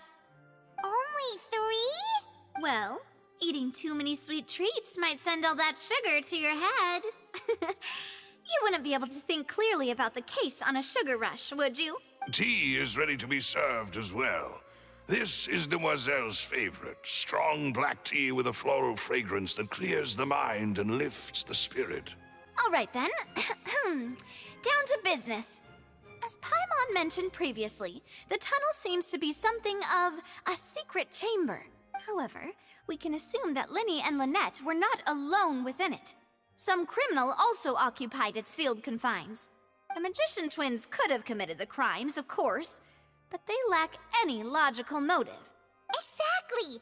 Why would they do such a thing right when everyone was watching? So apart from the twins, we're left with 2 other people, the missing girl and the deceased. The flower vase and the thud we heard during the performance could indicate some altercation between Halsey and the criminal in the tunnel, resulting in the shattering of the vase, the discarding of her clothes, and her abduction. Perhaps the criminal thought that since she was chosen from the crowd, she would be too easy to identify if she was still wearing the same clothes. Paimon thinks that makes sense, but the real trouble is... There's no evidence in this third person even exists. True. None of the clues we found thus far support the existence of this third person. But the only people left to consider are both technically victims. Whether it's the missing girl, Halsey, or poor Cowl. Huh. Could Halsey have secretly made modifications to the magic props in order to murder Cowl before making her escape? But she had no way of knowing how the magic trick worked. That's right. And even if she had tampered with the setup, she would need to understand the entire trick to pull it off. Nor does she have any motive.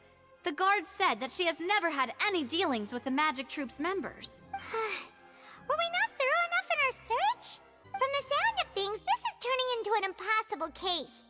Your macarons are amazing though, Navia. They smell great! They're nice and crisp and super sweet! They are my specialty after all. And I see you've already had 5 of them. Damn, 5? Man, you one fat ass motherfucker. What? 5? Oh, that can't be right. Paimon only counted 3, honest! Please don't worry about it. At my age, a few less sweets might actually be a good thing. No. Being greedy is one thing, but Paimon knows how to count. Besides, Paimon knows that if she ate too many, then others wouldn't have enough. Oh, it's fine, Paimon. Everyone knows how much you love eating. Wait, even you don't believe Paimon? How could you? If Paimon ate those 2 extra macarons, then may they turn into stone in her stomach! All right, we get it. Well, I suppose one of us might have gotten too engrossed in our chat and eaten them by mistake. No big deal. Malus, set up the stove again if you would. Huh? What are you doing? Making sure everyone gets 3 macarons, of course. There's really no need to do that. Exactly. We don't want to trouble you. As you wish, demoiselle. And I have the egg, sugar, and almonds. Well, this really is your hobby, huh?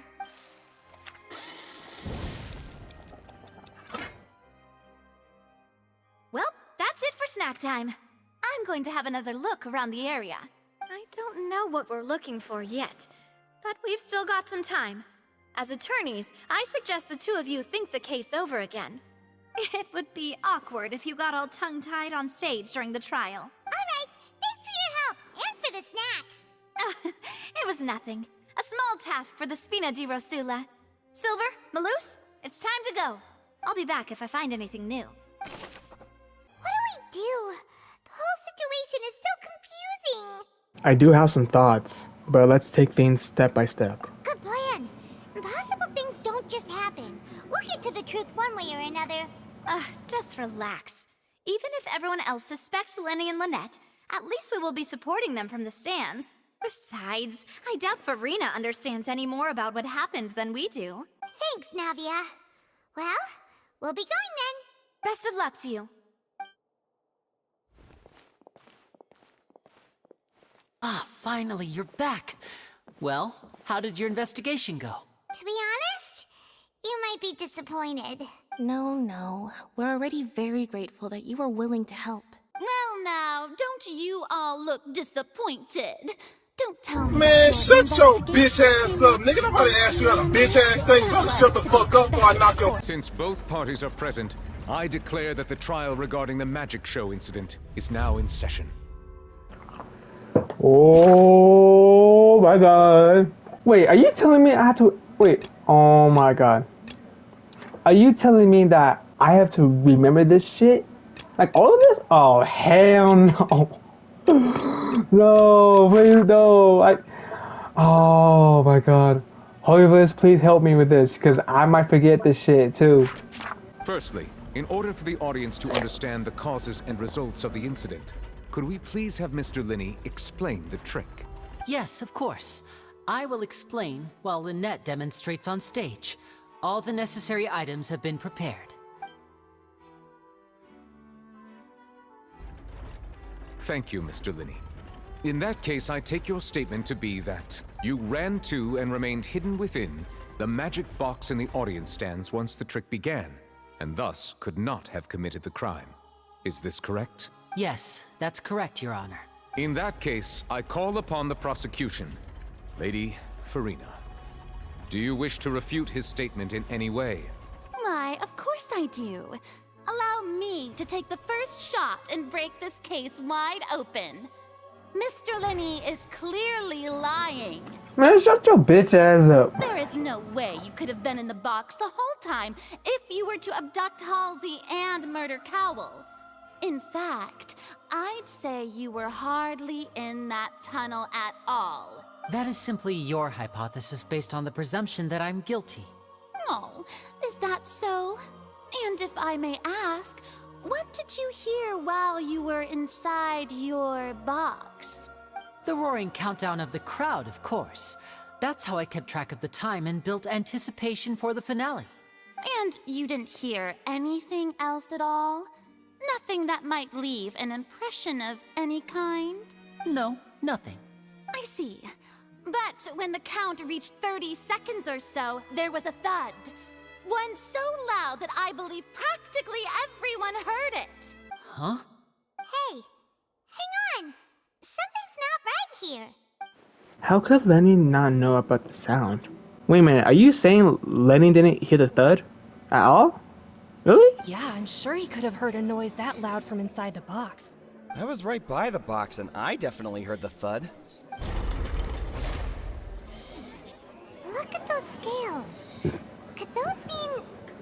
They probably represent the audience stance on the trial. Well then, ladies and gentlemen, allow me to use the words of the magician himself. You never know what can happen in the blink of an eye.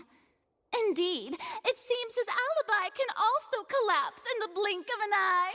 Of course, I have armed myself to do far more than smash your alibi. Confidence cannot go unfounded, and my foundations are rock solid. Tell me, aren't you and Lynette actually from the House of the Hearth? The House of the Hearth? Wait, what? Hold up, Lily and Lynette for 2 weeks? Wait, hold up. No wonder they did something like this. So the serial disappearances were the Fatui's doing. Now it all makes sense. I've got a feeling that what happened on stage probably wasn't just an accident. That's irrelevant. Our identities have nothing to do with what happened. Indeed. Then perhaps you could tell us everything that happened during that 1 minute. Your first priority is to prove yourself innocent after all. I'm sure there is little that needs to be kept secret now. Unless your script already has holes in it. The Outlander is speechless. My, oh my, don't they look flabbergasted? Now, shit, dude! Holy shit! Good thing I made all those preparations. Seems the all-nighter I pulled last night is really paying off. Hey, Lenny, why didn't you tell us this before? Lenny and Lynette are Fatui. Order! Order! Mr. Linney, allow me to re-establish the facts. First, when the thud was heard in the Opera House, you were neither in the box nor the tunnel. Second, you and Ms. Lynette are both members of the House of the Hearth. Are these claims true? Given how Lenny has co-lead his identity, this could all have been set up beforehand. Plus, Child is here in Fontaine along with other house operas. There must be some scheme at work here. I've been a victim of such schemes before, and now... Please answer my question, Mr. Linney. I'm sorry. Yes, they're true, Your Honor. I knew it! Well, that's it. We might as well move on to the sentencing already. What should we do now? Permission to speak, Your Honor. Granted. My client has withheld some key information. In that case, what is your request? I request a brief adjournment. There are things that must be discussed. Is that really necessary? They're already as good as guilty. The defendant deceived their own attorneys. What is there left to discuss? Order! Order, I say! Your request is reasonable, and we shall adjourn. This trial will reconvene in 1 hour. So you would stick to Mr. Linney's defense even after knowing what you do now? You certainly have more professionalism than I thought. In that case, my dear audience, let's allow the joy of... Well, this is awkward. I didn't think the Hydro Archon would dig all that up. I'm sorry, Traveler and Paimon. Yeah, sorry. Paimon doesn't know where to start. We trusted you two. We based our entire reasoning on the assumption that you weren't bad guys. Not to set the wrong tone or anything, but Paimon's really mad! I'm very sorry. I know you're angry, and reasonably so, but please, let me explain. I know you've clashed with the Fatui several times before. I wouldn't be surprised if just hearing the word is enough to make you upset. But our organization is very, very large, and the Harbingers have very different personalities and goals. Right now, we want to save people. As many as we can. That's right. I'm sure we're on the same page when it comes to this nation and the disaster that its people might face. I knew if it weren't for our respective identities, we could become good friends. That's why I didn't wish to flat out lie to you, but chose to hide some details instead. The truth is very important, but being completely transparent about everything would see us spending more effort than we need to. But how can we know this isn't all just another lie? Right. So, you be the judge. Heck, if I were you, I fear that I'd even struggle to trust me at this point. You met a Fatus who works as a magician, a trickster by trade. All by coincidence, too. But still, I'm asking you to trust me. I am no criminal. At least, not in this case. Sorry. Please forgive us. Well, you both say that, but... Explain the other issue first. Where did you actually go while the trick was being performed? Right. Let's hear your answer first, and no lies now! Of course. I'll answer any question you ask. We've been trying to find out how the Oratrice operates. We want to know why it has a consciousness. Why can it deliver sentences accurately? During our investigations, we learned that the machine's core is beneath it. From that moment on, Lynette and I have been designing this box swap trick, with the objective of getting close to the core. Is that why why you needed a whole minute? That's right. In truth, the audience would take about 75 seconds to count down from 60, while I would only need 15 to get to the opposite box. So, after jumping into the tunnel, I accessed the Opera House basement via the vent, and went to investigate the room in which the core is stored. That air vent was created during the construction of the tunnel specifically to execute this step. And what did you find? Well, nothing. As soon as I reached that room and was about to investigate, I heard someone's voice. Who? Which should have been impossible, of course. I was quite certain that I was the only one in the room. That voice seemed to recognize me and tried to speak to me. I chose to err on the side of caution and retreated the way I came. On the way back, I saw the broken vase and the clothes on the ground, but the countdown was almost finished, so there wasn't time to give it any thought. After that, the homicide occurred just as you saw. Well, that explains why you didn't hear the thud. But why did you want to understand how the Ortrace operates? Because of that prophecy I told you about, of course. We must know all we can about this nation's secrets in order to deal with that prophesized crisis. That's the only way we can save everyone. So, there you have it. The whole truth. I swear, I didn't hide anything from you this time. It was never my wish to proceed under this cloud of mistrust either. But, like I said earlier, you can be the judge. If you want to leave because you don't trust the Fatui, there's nothing I can do to stop you. Well, Traveler, you decide. Paimon will follow your lead however you choose. I believe in the facts. For now. I would defend you from these charges. Okay, thank you. Thanks for giving us a chance. The current problem is that the scales are tipped pretty badly against you two. If we want to refute the Hydro Archon's accusations, we're gonna need a seriously watertight defense. Actually, we already have the key evidence we need. Huh? Oh, Paimon thinks she gets what you mean. Both parties have returned to their positions. Let us continue the trial. When last we left off, Mr. Linney acknowledged the new evidence presented by Lady Farina as fact. Therefore, Lady Farina may continue stating her reconstruction of the events. At this stage, let's revisit that scene from Linney's perspective. Oh, hell no. As the countdown began, he entered the tunnel. When the flatbed trolley passed, he opened the box and got into an altercation with Halsey, which caused the loud thud. He did not realize that this sound could be heard by everyone in the Opera House, which is why he claimed earlier that he could not hear the sound. Finally, he used the vase to knock her out, before making her change clothes to prevent others from recognizing her. At this time, Cowell arrived in the tunnel, having heard that strange noise, and caught Linney red-handed. So Linney proceeded to knock him out too before stuffing him into that box.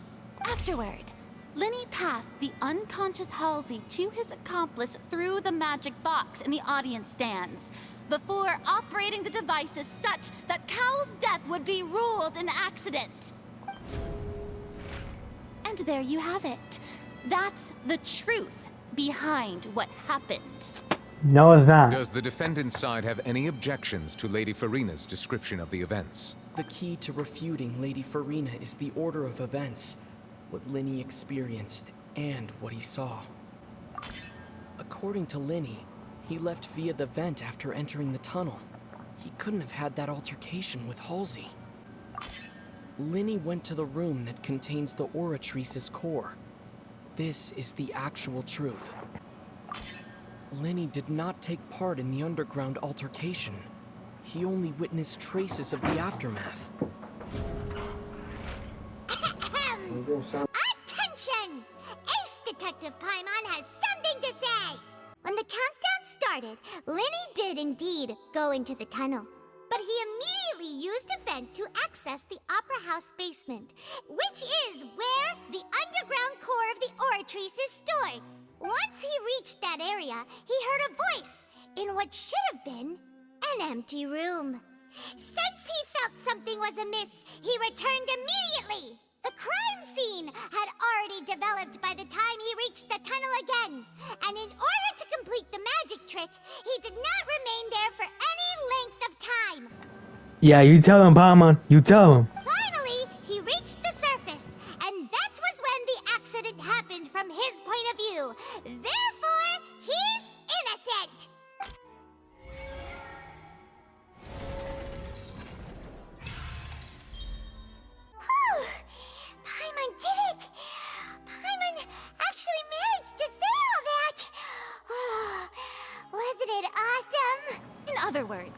you believe that he knew nothing of the incident? That's right!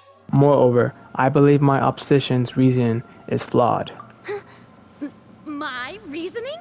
The onstage equipment was clearly tampered with in a premeditated fashion. However, you say that Quill bumped into Lenny by chance. If that's the case, then if Cowell hadn't entered the tunnel, who was the entire setup meant to kill? Assuming that what you say is true, Lenny only needed to kidnap the young girl to cause a new disappearance case. What would the point of killing someone on stage be?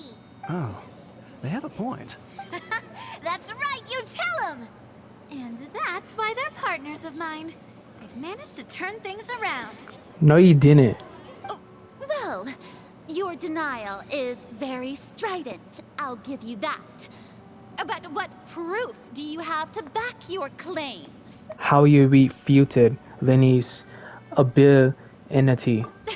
Of course I do. If he had been in the magic box the whole time, how could he have not heard that sound? You're saying that he wasn't? Your claim has not become my weapon. That's right! Lenny wasn't in the box or in the tunnel. That's why he didn't hear anything strange during the performance.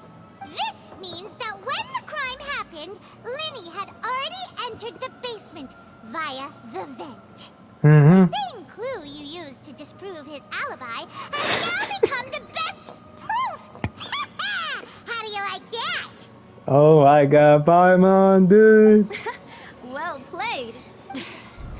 To think you'd use such logic. Well then, if it wasn't Lenny who committed the crimes, then who was it? The murder was... The deceased's name is Cowell, Lenny's assistant. He would have been able to tamper with the equipment.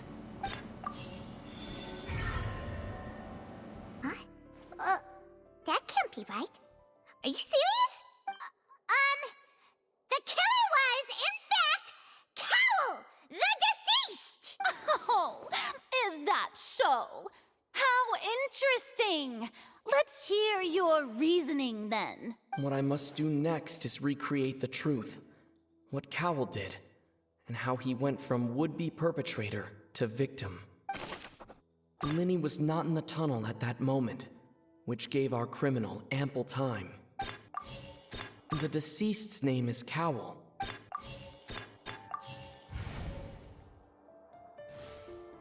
The criminal must have understood the methods behind Lenny's magic trick, and must have been in a position to easily modify the equipment. Leaving aside how he died, Coel had all the means to commit the crime at his disposal. The strange noise could likely have been the sound of Coel and Halsey struggling. Lily was not in the tunnel for 1 minute. This would have given time for Coel to bring Halsey out of the magic box in the audience stands. But according to the guard's testimony, no one entered or left the opera house, so even if he'd taken her, there would be no means of exiting. Exiting from the box would have been in full view of the audience, pretty much guaranteeing that they would be discovered. What's wrong, Traveler? Are you still having trouble figuring things out? Where in the world did Halsey go? I see how it is. So this was all just a bluff. And here I thought you had something to show for it. But it seems you're still far from the truth. Look, since we're at a dead end, why not consider a different track? Just like the trick as it transpired, the end result must have been utterly different from the magician's initial design. If only we knew how Halsey disappeared. Well, that would be nice, but the tunnel only has 3 exits, and none of them seem very likely. And it's not like this is a magic trick where you can just make a real live person disappear. You know, like you did from that water tank, Lynette. Magic. Escaping from the water tank. Wait, could it have been the water? Excuse my interruption, dear opponents. But do you not see that the crowd is growing impatient? There is no greater sin in this opera house than an awkward delay in the performance. If the defense is unable to make further effective arguments, we will move on to the next stage of the trial. Hold on a second. Linny was not in the tunnel at that moment, which gave our criminal ample time. The sound we heard may have come from a clash between the missing Halsey and the criminal. The deceased's name is Cowell, Linny's assistant. He would have been able to tamper with the equipment. Oh, the broken vase! The vase was not broken by chance. It was used to cover important evidence. The water. Yes! Oh, Paimon gets it! It all comes together if Halsey disappeared instead of being kidnapped. Lynette escaped from the water tank, vanishing gradually and leaving only clothes behind.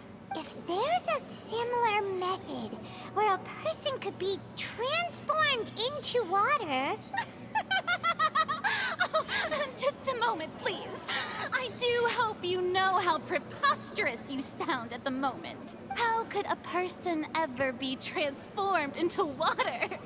This is reality we're talking about here, not some magic trick.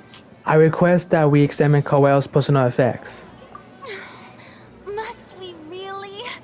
I should think that of anyone. Your friend Linny already knows this truth very well. Magic tricks are ultimately just illusions and misdirection. But Halsey's disappearance is very real. We're talking about two completely different things.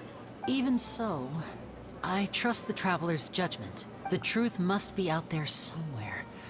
Perhaps some new line of reasoning may open if we try to gather all the focal points that don't make sense. Since Cal was the deceased, we haven't placed much attention on him. But given that we aren't making much progress with the case, it wouldn't hurt to have a look at his belongings, would it? People really do come up with all sorts of harebrained schemes when at the end of their rope. The way I see it, your suggestion that we broaden the scope of our investigation is nothing but a tactic for stalling the trial. Nevertheless, I believe that this is a reasonable request on the part of an attorney. Since the trial does indeed appear to be at an impasse, I believe that additional evidence may help us make more progress. Guards, please step into the lounge and examine the personal effects of the deceased, Cowell. We are still examining the items, but we have already made critical progress that we feel must be shared with everyone post-haste. We discovered several test tubes of fluid within Cowell's baggage, each labeled separately. The notebook in his backpack claims that these fluids are... water from the Primordial Sea. The Primordial Sea? The note's contents also indicate that Cowell belonged to an organization that sells illegal drugs and that he had an accomplice. The notebook has many entries concerning safe usage of these fluids, in which the keyword dissolve appears many times. One of these tubes was labeled Opera Epiclese, along with yesterday's date. It is empty. The notes also state that these dissolution properties work exclusively on people from Fontaine. It's likely that Halsey was chosen as some sort of test subject. Okay. As such, we believe that the defense's hypothesis is, in fact, supported by sufficient evidence. You've got to be kidding! People dissolving into water? Could something so ridiculous actually be true? Wait a moment. This reminds me of a certain prophecy, but it's just a coincidence, isn't it? Huh. If people can become water, does that mean that the water tank's real use was as a means to hide water stains? And if Cowell was targeting that girl... Wait just a minute. Could that mean... You two, with me, quick! Demoiselle, wait! What about your partners? Let's go. Just trust me. Order! Order! It is undeniable that further examination of the deceased's personal effects has yielded some surprising results, but we cannot yet verify the veracity of these clues. Still, let us assume that these clues are indeed authentic, albeit with the understanding that Ms. Halsey has yet to be found. Guards, please continue examining the items along these lines. Mr. Linny, it appears your hypothesis is supported by the evidence, so please continue speaking. Of course. Thank you, Your Honor. If we uphold this hypothesis, I believe that many of this case's seemingly unrelated clues can be connected together. Right! Like the metal hook! That one didn't make sense at methods must have something to do with that water from the primordial sea. The deceased's name is Cowell, Linny's assistant. He would have been able to tamper with the equipment. The water from the primordial sea should already have been prepped before Halsey entered the magic box. Now it seems like the hook rope was not meant for another magic trick, but was instead some form of triggering mechanism. I remember there was something else with... It's Ace Detective Paimon's time to shine again! Oh, Lord. Again. A fucking again. Nothing new, nothing changed, same old shit. Same old fucking In the original plan, Cowell would tamper with the water tank rope and the number selector securing his target. When the magic box containing Halsey was lowered, the metal hook would retract gradually and pierce the balloon at the top of the box. When the balloon attached to the box popped, the water from the primordial seed inside it would pour down and dissolve Halsey. Afterward, Cowell would enter the tunnel and break the flower vase to conceal the water inside the tunnel, with the remaining evidence being covered up by the water tank on stage. You tell him, Paimon. You tell him. But he encountered something unexpected in the tunnel and wound up being fatally hit by the same water tank he meant to use to cover his tracks. Huh. That does make sense. That actually links together a lot of the more confusing pieces of evidence. Oh dear, what do I do? Even I think they sound convincing now. Have I falsely accused an innocent person? What a humiliation. Now, it seems like the only point of contention remaining is the exact circumstances that led to Cal's death. His notes mentioned he had an accomplice who could be related to the situation. On that note, the guards have just contacted me indicating that they uncovered new evidence. I shall now invite him on stage to share it with us. Thank you, Your Honor. We were just inspecting the luggage of the other people involved in this case, and we found an identical sample of the water from the primordial sea among Linny's personal effects. What? What? That can't be. Wait, no. Wait, wait. What I think is that Cowell planted that inside of his luggage. I think he... Oh... I see. Well, how wonderfully comedic to have your own counterattack only to come back and wound you. Does this not clear all doubt? My dear citizens, my loyal audience, allow me to present my reasoning and bring this performance to a swift close. Linny did not need to take part in the dissolution of the young woman at all. Indeed, he did leave the scene via the vent. Having made modifications to the props beforehand, his accomplice Cowell then caused Halsey to vanish using the water from the primordial sea. But upon his return, in cruel avarice, Linny desired sole credit and prepared to do away with his partner in crime. Ultimately, he knocked Cowell out, and the tool meant to cover the crime up also became a murder weapon. Now, as much as I regret having come to such a viciously straightforward conclusion, it does seem that the famed Fatui is quite the cold-blooded and ruthless organization. Am I right, Mr. Linny? We've used up all the evidence we collected. There's no way for us to make a rebuttal here. Damn. Is this the end of the road? Man, what the hell, man? Paimon can't think of anything either. It doesn't look like there's any way around this. Seems using the water as new evidence was too good a move. Why did this have to happen now? I think we've all seen enough now.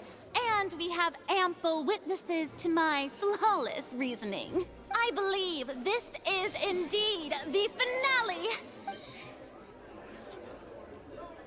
Now then, my good, noble Chief Justice, should we not, in your view, Excuse me, everyone, but I must interject.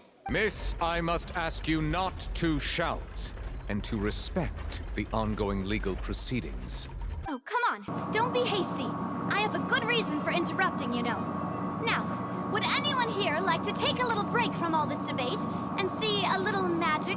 I'll show you an amazing trick. One that can bring a young woman who has disappeared back in the flesh, right before your very eyes. Please, do the honors, Mr. Linney, if you would be so kind. What in the world is she saying? No offense, miss, but miracles like that are beyond my scope as a magician. Come on now, don't be silly. Magic is all about misdirection, isn't it? It often conceals the truth while presenting a fascinating illusion. But once everyone believes the illusion, can't magic reveal the truth to them once again? And wouldn't such a trick be the most marvelous finale to today's performance? Come on, Linny and Lynette, give it another go. Don't worry. Spina di Rasula has made the necessary arrangements on your behalf. But, as the magic makers and stars of the show, I think I should leave the final performance to you. I understand. Oh, here we go. Here we go. And voila.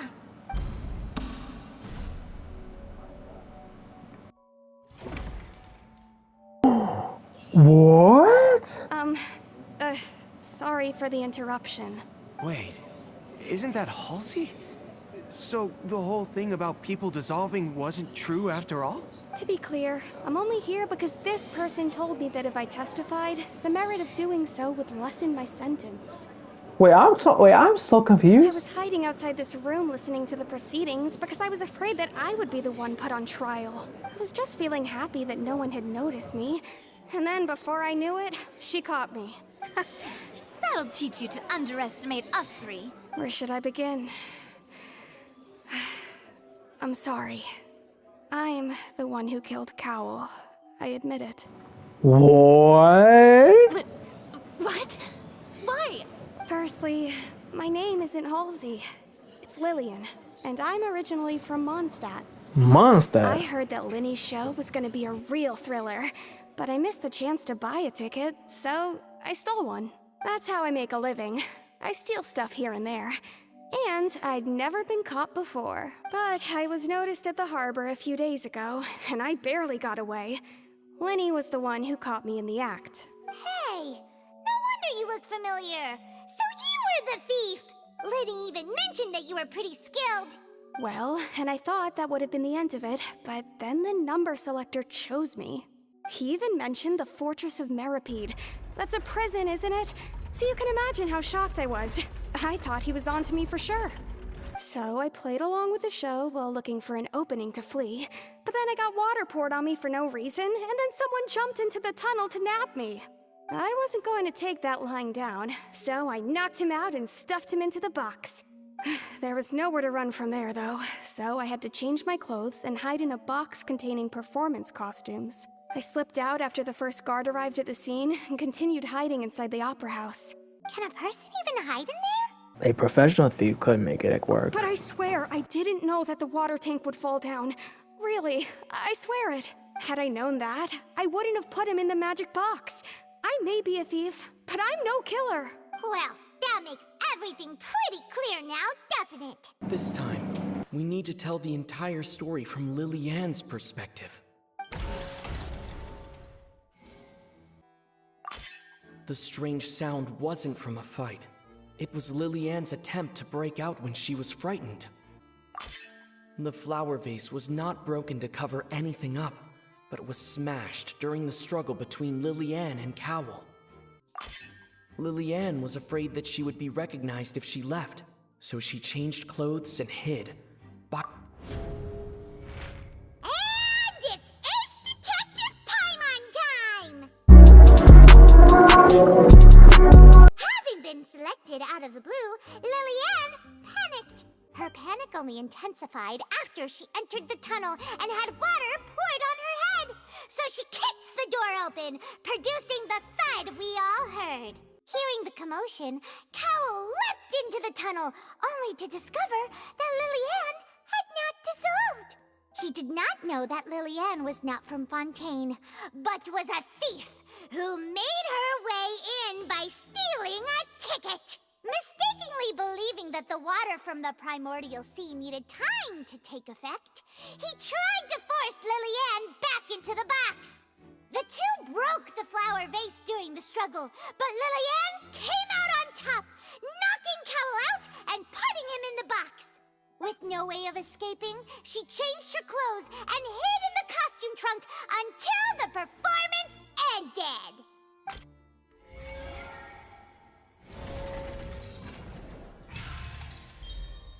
She knew that she would have to go through guard inspection if she tried to leave afterward. So, she has been trapped in the Opera House these last 2 days. She had already become desperately hungry by the time we were chatting over macarons.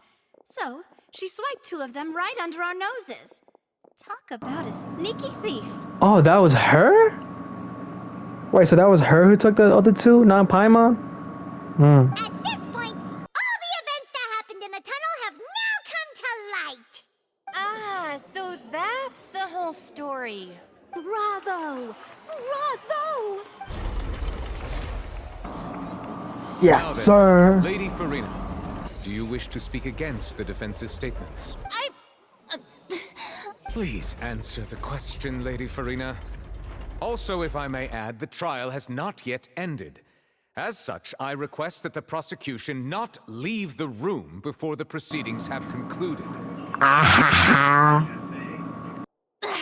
What? Are you reading my mind now? No, I have no further arguments. I admit defeat. But really, could you at least have left me with some dignity? Wow, look at that. She's like a deflated balloon now. If there are no objections, then as the Chief Justice of Fontaine, I shall once again repeat the full sequence of events. The actual perpetrator of the serial disappearances, Cowl, selected his next victim from the audience reservation list. With some modifications to the selector, he could ensure that the pre-selected young woman would be chosen.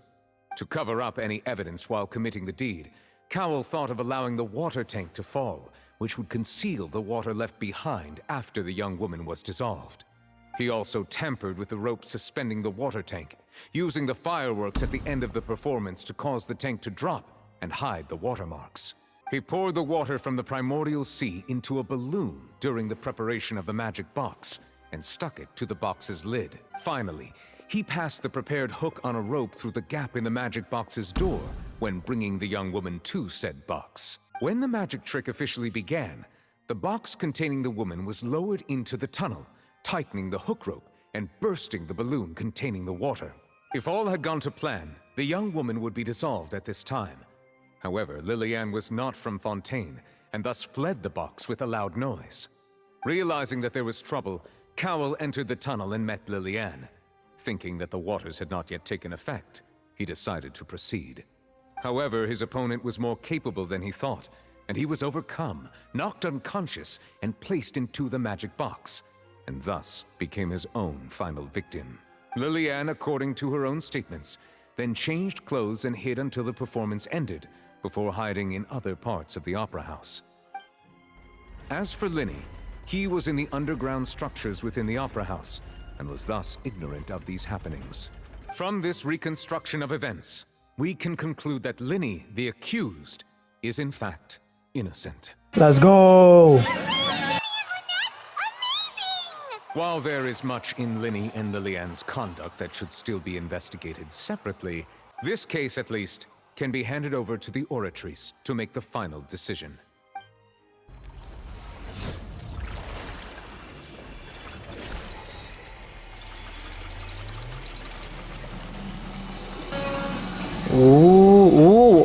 What's going on? As such, Linny and Lynette are officially declared not guilty. Let's go! Shut your Thank you all. Thank you so much. Next, I think we deserve an explanation, Guard Vaughn. How did you find the water from the primordial sea in Linny's baggage? Right! Your discovery caused me to make a serious mistake, you know. Or was that not a discovery, but false evidence that you dared to bring before this court? I suspect that the accomplice mentioned in Cowell's notes was not Linny, but you, yes? I'm sure you know what you must do to lessen your sentence. Speak quickly! Unless you want to earn yourself a one-way ticket to Coupon Town. Wait a minute, so he's a part of this too? I was just following orders. We were supposed to place blame for the serial disappearances onto Linny, and thus cause suspicion to fall on the Fatui. The higher-ups said this was the best opportunity to do so. And now that your plan has fallen through, and the secrets of the water have been revealed, you have become a liability to said higher-ups, yes? Therefore, you would be wise to tell everything you know, and seek the protection of the guards. Yes, I'll tell you everything I know. Our boss discovered that the water can cause people to dissolve. It can also be made into a potion, which when extremely diluted, can cause people to experience unforgettable exhilaration. We've been in this business for a while now, and have made decent mora off it. The disappearances were also the boss's idea. I mean, this is the boss we're talking about. The... Oh, what the? He turned into water? What the? He can no longer talk. Such ruthlessness.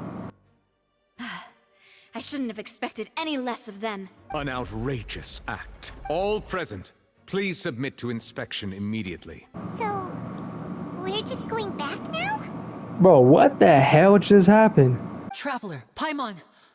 Please wait. I know you may not want to speak to me right now. Maybe you don't even want to look at me. But still, let me thank you again for defending me to the end. Even after you learned that I'm a member of the Fatui. I'd like the opportunity to set things straight. I didn't approach you with any ulterior motives or ill intent. I've spoken to you as myself, just plain Linny this entire time. As for why I'm a Fatus, it's because the goals of the House of the Hearth align with those of an orphan like me. That's all. That was how Father, who you might know as the Knave, approached recruiting us back then too. The Knave? The one who controls the House of the Hearth? She's your father? That's right. And since we're here, I was wondering, would you mind hearing a story? It's about my past. Back when our parents first died, Lynette and I were left wandering the streets. To survive, I took to surreptitiously observing an older street performer who did magic. It took me several days to figure out how he pulled off his amazing tricks. I took my sister through several streets until we found a crowded corner, and we began to perform magic tricks there. To my surprise, we proved to be pretty popular, and we could at least stop worrying about where our next meal would come from for a time. But I didn't want my sister to remain a street rat together with me forever. Before long, an aristocrat came to me and claimed that he wished to take us in after watching my performances. So you went from orphans to nobility just like that? That was how we felt at first too. As if fate was on our side and we could say goodbye to those painful days. But I gradually discovered that while we were called foster children, he was really after my talent for magic tricks. He would constantly take me to all sorts of banquets to garner attention, which he would then use to expand his social circles. That doesn't seem too bad either. Better than roaming the streets at any rate.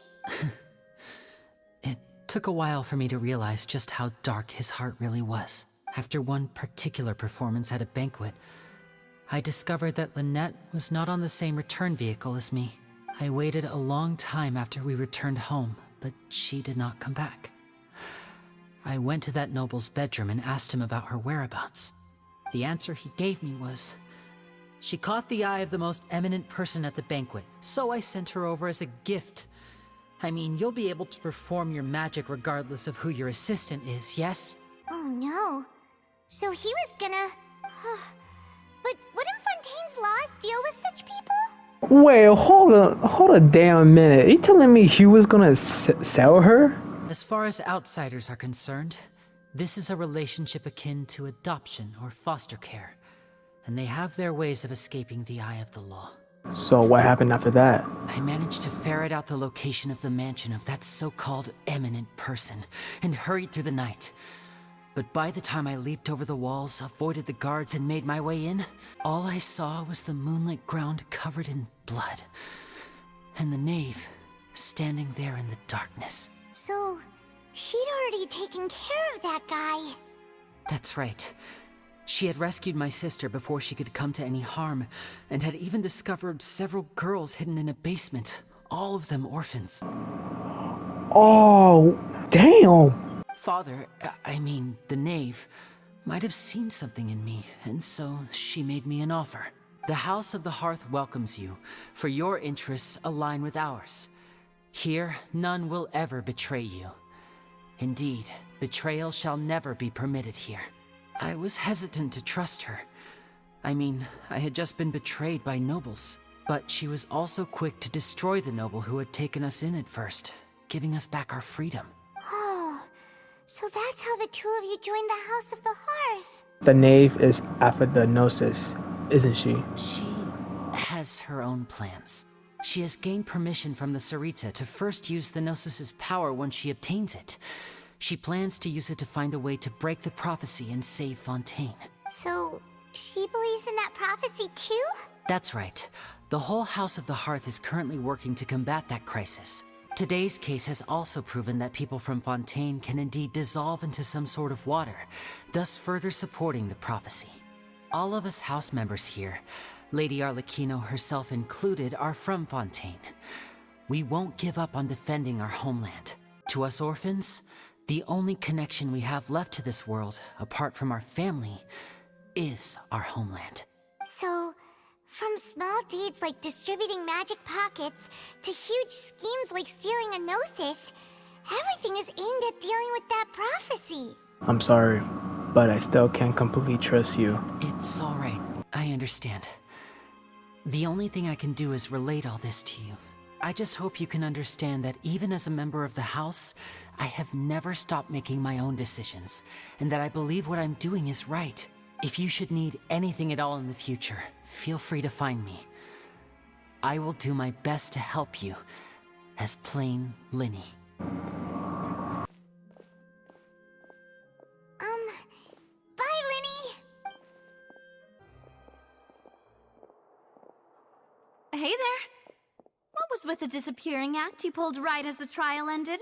Were you looking for us, Navia? Well, this whole thing isn't exactly over, is it? I do feel that we're getting closer to solving the serial disappearances case, though. Don't you think so, too? I'm sorry, Navia. Huh? What's wrong, my dear partner? I was really only trying to defend Lenny. Besides, are you sure we're the ones who can crack a case that's been cold for decades now? And given that there's new evidence from the trial, there should be a trail of breadcrumbs for the Hydro Archon's people to follow now. Ah, I see. Well, I won't lie. I'm a little shocked to hear that from you. But I suppose you are just travelers who have only arrived in Fontaine after all. Sorry. I might have been too presumptuous. Don't say that, Navia. Ah, and we were having so much fun investigating with you, too. It was like having new waters flowing into a stagnant mire, causing new hope to spring forth, and the reflection in the murk to become clearer. I'm a bit prone to nostalgia. Don't mind me. Wait, shall we have a farewell meal? You know, to commemorate our time as partners? Huh? Do we really need to get that formal? Well, guess you really did treat us as partners, huh?